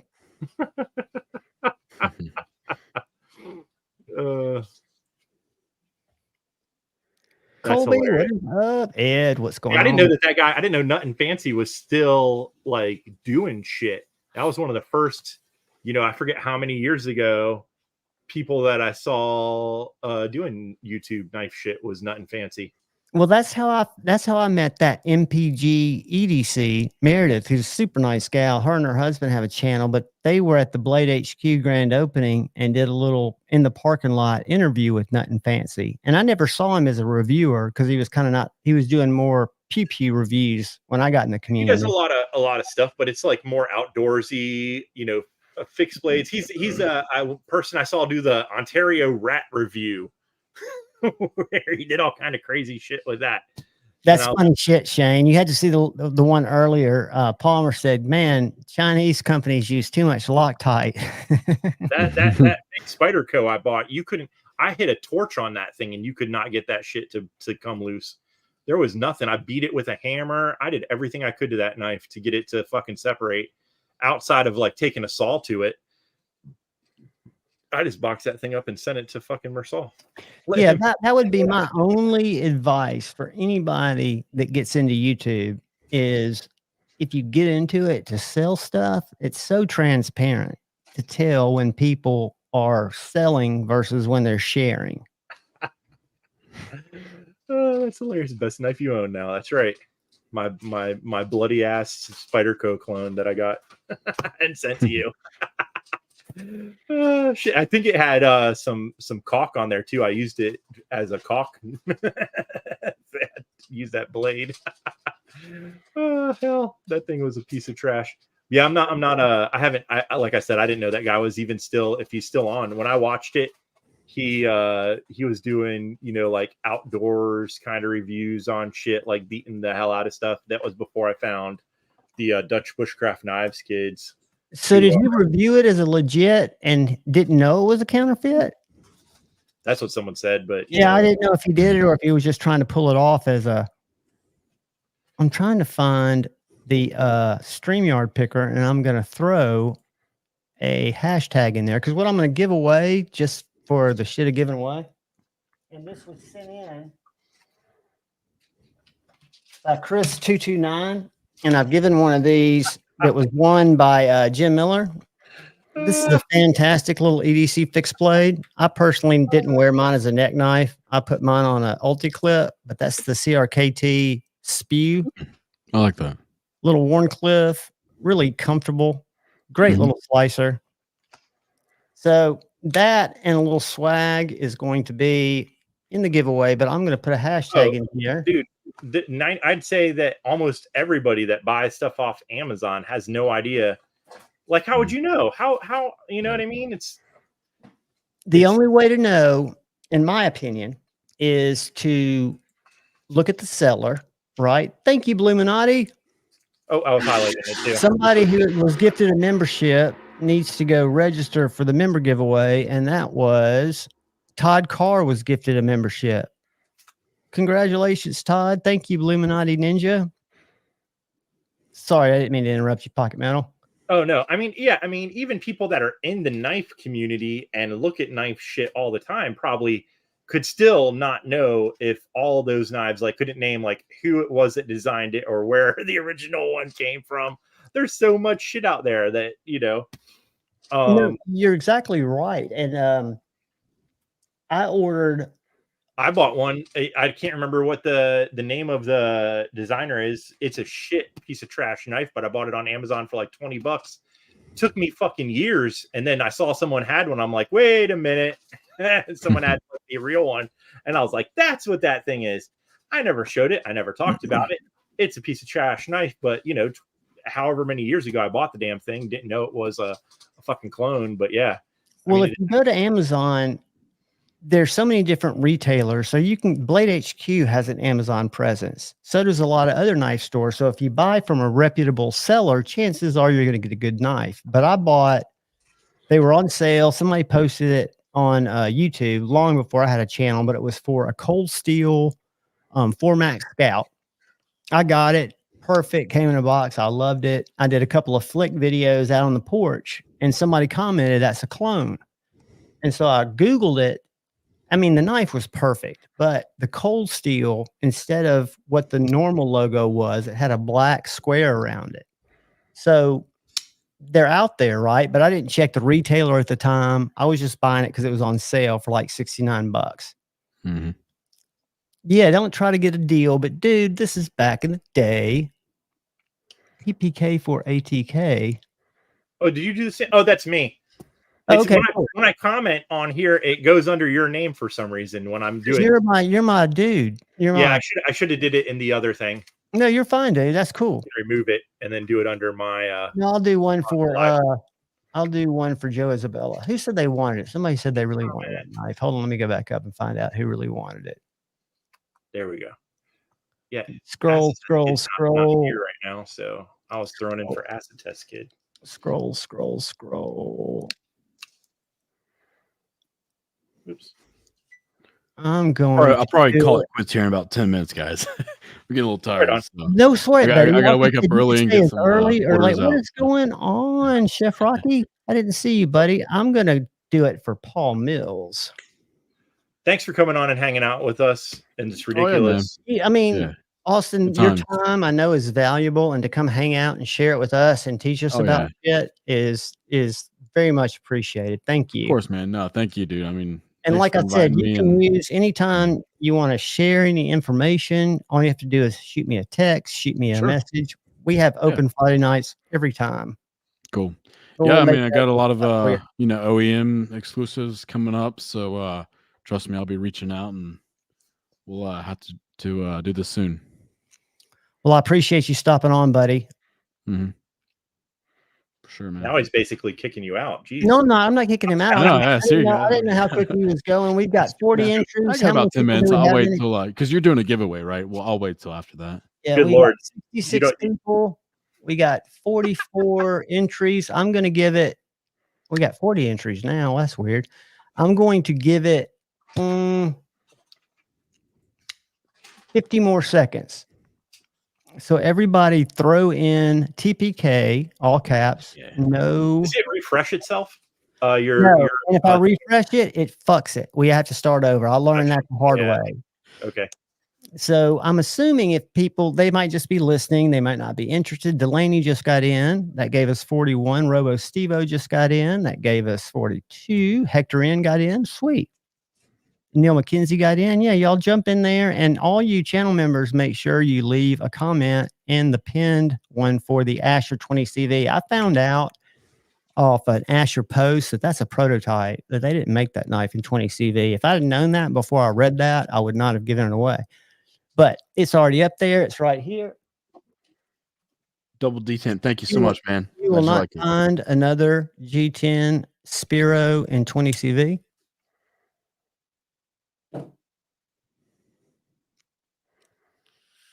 It doesn't matter, Robo. You can do it twice because it'll filter out the winners. And you guys aren't cheaters. That's one thing great about the chat group that we have. And I think it's even with when Edgy comes in and puts people in jail, he's still always welcome because we get the same 60, 70 people. They're not turd burglars. We don't advertise giveaways. So it's not like trying to drive people that aren't people that want to hang. So I'm just, Jason got in. Jason, go make sure you also register for the other. Ed, register for the other two, buddy. It's pinned. I did not get that video up till yesterday. I could not upload YouTube videos from my phone. On Thursday, my video didn't come out till 3. I had to iCloud drop it to my computer because it's not a Mac. And then I had to upload it from there. And for some reason, my phone does not want to upload. It'll say it's going to take 24 hours to process it. It used to do it in like 6 minutes. I have not seen a new entry in. Nope, me neither. So we're going to say at least a minute. Seconds. Okay, Michael Upchurch needs a second. All we're doing is TPK right now, Michael. So this is not the member giveaway. Just this is TPK. Drop it in there real quick.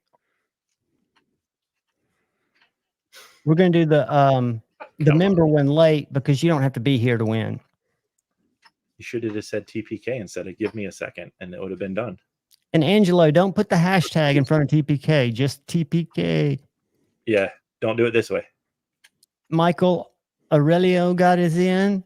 And Michael, I'm giving you a second, but just drop in TPK, buddy. All caps. All caps. I'm going to give it about a minute. What's up, LCAP? because Stevie starts in a little while. What's up, El Cap? Michael, type TPK in caps just to be sure. Oh, look at that. Someone came in right as I said that. What's up, Crispy Brutal?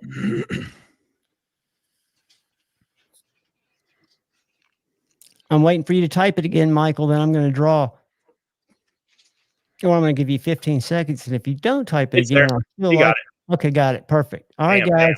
10, 9, 8. This is for the spew fixed blade. 7, 6, 5, 4, 3, 2, 1. Good luck, kiddos.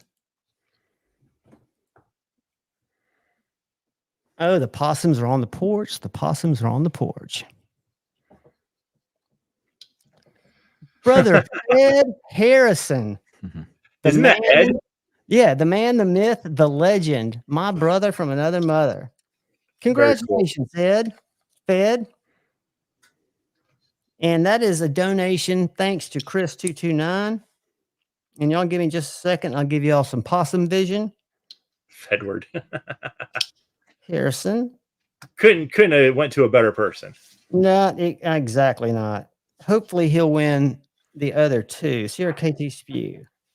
So I've got one possum on the porch if y'all are interested. I'll wait till a raccoon. Are you gonna auction off the possum? No, I just think they're good. I got $5 on it. No, he's worth much more than that, even though their lifespan's pretty short. So that kind of sucks. Congratulations, Fed. You demand, brother. All you got to do is, I think I've got your address, but just email me that. I'm going to put it in here and you can say, yep, same email address, or give me your address, your not email address, your physical. So it's Javon's. I thought it would be easy to have this as an email address, but it's a pain in the ass to type. And I always misspell it. Then I need to put the @ in there. God damn it. God damn it.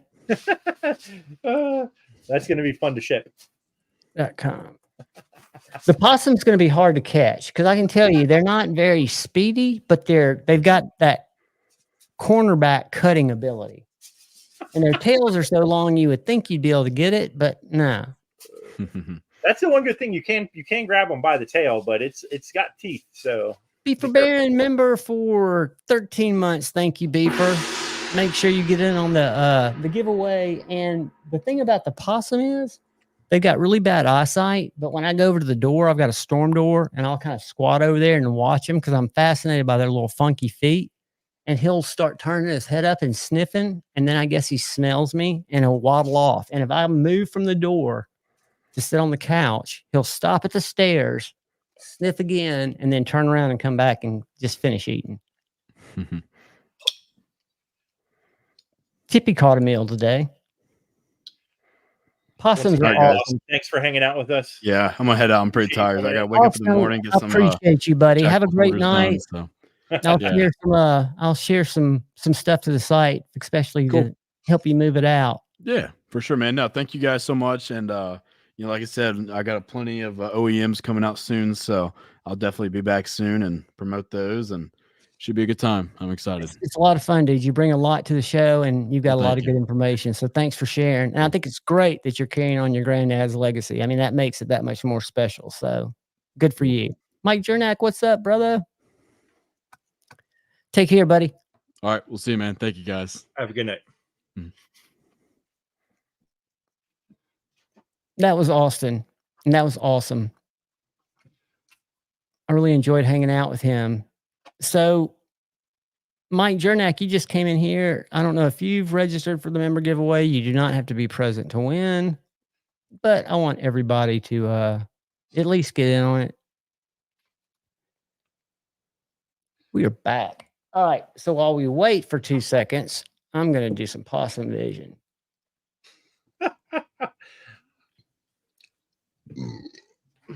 I appreciate. I just want to say that when someone comes in the chat and says that they were hoping I'd be gone, and I wasn't. So then they left. I appreciate that. I didn't want to see your stupid fucking face, anyways.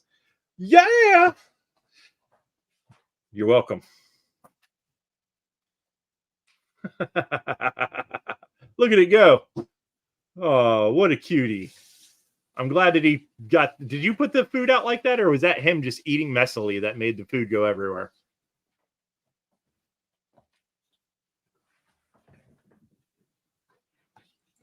Can you hear me, Javon?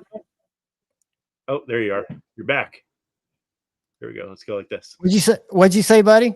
I said, did he shoot the food everywhere, or did you just leave it out there messy for him like that? I leave it. They like it in a little pile because they like to Right. root. At first, I put it on a plate, and they didn't dig that too much.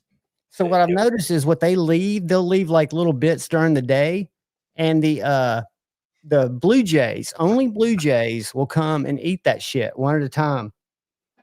The crows don't come and eat it? Nope, I haven't seen one crow. Ah, just blue jays.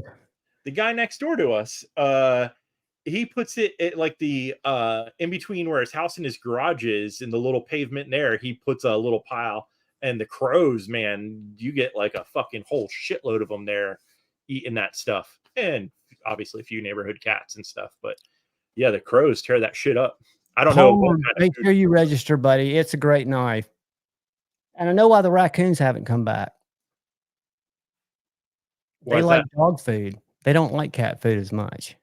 So even though they washed it and the bottom of a cat bowl's full of, I think they were trying to wash the cat food off of it. And when they realized they don't have saliva, so they dip food in water that's dry. But I don't think they like the cat food because he wasn't here long. And the possum, they can be very picky. He'll come back. Yeah, they could be picky. There's a short on Instagram that's hilarious where a lady sets food up in her window every night. Have you seen that? Like she'll set a plate of like fruit and the different random stuff, and then does the is there a squirrel or a raccoon that's eating it? And I think it's a raccoon. I think they do that with a raccoon, but there might be other people that do that as well. But yeah, it's like several plates, and then they give like ratings or whatever. Exactly. I think that's funny. And a group of baby raccoons are called a kit of raccoons. That's interesting. Who knew? I thought it was interesting. I had to Google it when I did that Amish kids are allowed to have pet possums. Do they? I wonder if their parents tell them it's a dog because they can't like Google it to find out if they're wrong. Crazy Roach, make sure you register. You do not have to be here to win, buddy. If you win, I will reach out to you. That's fucking hilarious. I'm pretty sure that raccoons don't make a lot of saliva, and that is why they dip. They're not actually cleaning food. They're trying to get it wet to get it down. That's what I've heard on a few different nature things. It makes perfect sense. I haven't checked to see if they have saliva. I haven't been making out with them or anything. I just watch them eat. My mom's got one cat named Stuart. It's an older cat, and they both have two water bowls, Stuart and Ollie. And Stuart will go up and fucking play with his water and splash like no matter how much is in there, about half of it out, and then start drinking. It's bizarre.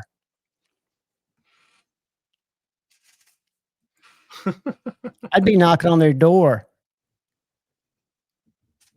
I'm kidding. I saw one the other day. Oh, sorry. Yeah, I saw it on Instagram. We keep hitting the same damn button. There was a guy who had one.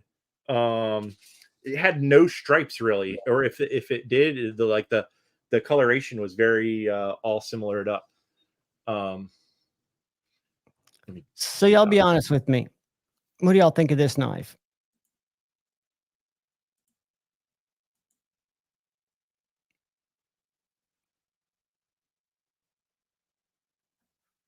Festus Tri-Stash.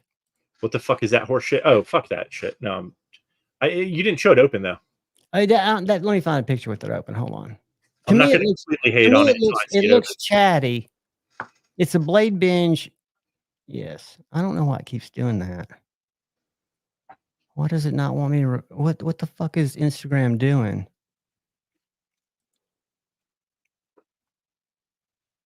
Okay, god damn it.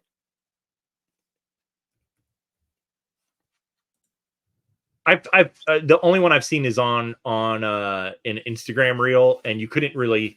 It was just very light colored. You couldn't see any, This is it right here. It's a Warncliffe. It looks good. It's got the whoops, I didn't mean to do that. It's got the top liner lock. I don't know who the OEM is, but I know it's a Blade Binge exclusive. I'm not gonna hate on it, from that. At least No, it I looks don't hate better than on it. some of the other YouTubers' knives that I've seen as of recent. Hollow ground. I mean, there's nothing bad about that. I don't know how I feel. I'm still not a huge button lock person, but Well, that's the liner. Like, if you look at it, this is kind of like oh, the okay. railroad, or not the Golden Works, wasn't it? That has this is like a button actuated liner lock. Like the smock. A little bit different. Check this out. Let me start it over again. Watch when he flips around. It's got a frame lock instead of a liner. So the button pushes through and pushes the frame out of the way, or you don't have to use the button. You can just use the frame lock. Oh. What I don't like, and this is just petty. What I don't like Is that. the way he acts. Yeah, Oh. but I don't like. Fuck. Show me a still picture. I'm not hip on the mustache pivot. Oh yeah, fuck that. That's so. Yeah, that's ridiculous looking. That's worse than the Hot Wheels rim. It's very, very. It's unique, right? And again, it's. It is cool. There's one Golden Works design did one like that. All right, kids. Yeah, I'm not hating on it, Maroney. I'm just telling you, personally, for me, I like more of a, and that's his brand. You're right. It's kind of like the wheel on Nice Fast. It's just, everybody likes different shit. And I'm weird because I might not like something and then check it out and fall in love with it. I'm a fair weather Johnson, guys. Yeah. When my drama channel comes out, y'all see the real me. Did everybody register for the member giveaway? Because I'm getting ready to pull. I love Hot Wheels. Huh? I have some Hot Wheels. I like Hot Wheels. It's I just used to that, love Hot Wheels. I prefer them on a small car that hangs in my office, not on a knife that I carry. Not a pivot. But But everybody likes different stuff, and that's what's great about the community. And I won't hate on anything unless it's really deserving of hate, like it doesn't work or it cuts you, or no, I'm very, very. I let it be fucking known. But anywho, I'm gonna get going. I have to eat dinner. All right, buddy. I'm doing this giveaway, then we're blowing out of here. So everybody can get over to Maddie. But I'm glad you joined us, dude. I know you made the conversation with Austin bearable, because I wouldn't have had anything to say about the stuff that y'all talked about that made sense. So I appreciate it. You guys have a good night. You too, buddy. Bye, brother. All right, I'm going to make this not private anymore. I've got to find this goddamn. I've got to change the classification of this video real quick. Y'all bear with me, even though you don't have to be here to win, but I'm about to unlist it. Let's go videos. Let's go filter. Let's go by visibility. Let's go members. Boom, boom. And let's go edit. And we're going to do this. Visibility. Boom. I'll go done. Save. I'm talking to myself. I know y'all get tired of me doing that, but in all truth, I do it all the time when I'm filming videos, and it's kind of gotten weird. All right, let's see what happens if I share this. Get shareable link. Got it. Let's go over here to YouTube random comment generator. Damn it. Bear with me, guys. I'm going to share in just a second. I'm just struggling with my one screen, doing my thing, doing my slow thing. All right, let's drop this link in. Boom. Paste. Filter duplicate users. Number of winners 1. Show random names. 7. Get YouTube comments. We got 50 comments, guys. I'm going to share the screen. And there will be more member giveaways coming up. So if you don't win tonight, don't stress. There will be more opportunities. And there'll be more. We should have giveaways, even though I won't be publishing them. There should be a giveaway every Friday night. Y'all ready? 5, 4, 3, 2. Good luck, kids. And again, you do not have to be here to win. Whoever wins this, I will contact them and we will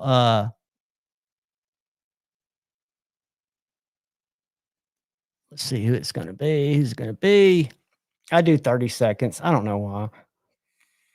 And you can tell my Patreon went away because I'm getting ads, which sucks.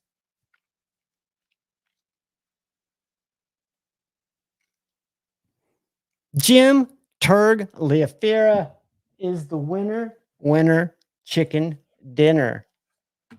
Congratulations, Jim. I don't know if I've shipped to you before, but I'm going to drop this in here anyway. It's also in my bio. Awesome. Dude, Joe, you're too kind. Javon's Knifeflix at gmail.com. Dude, if you can shoot me your address, you might not be able to tonight, but if you can shoot it to me tonight, I will get you guys shipped out tomorrow. Like I said, I think I've got Fed's address. Fed, let me know if it's the same address that you've got. You've got the same address, right? I think I know you do. But yeah, guys, y'all are awesome. I appreciate each and every one of you more than you know. We stuck around for almost 3.5 hours tonight. Y'all were awesome to Austin, asked a lot of great questions. I'm convinced this is the coolest chat group on YouTube. I love hanging out with you guys. I love doing random lives every now and then because I see the same people. I appreciate each and every one of you. Have a great night. Go over and check out Said Stevie. If you would, look out for the guy or gal to your left. Please look out for the guy or gal to your right. Look out for each other. Go forward with love in your heart. And always choose debate, not hate. I love you all. Peace.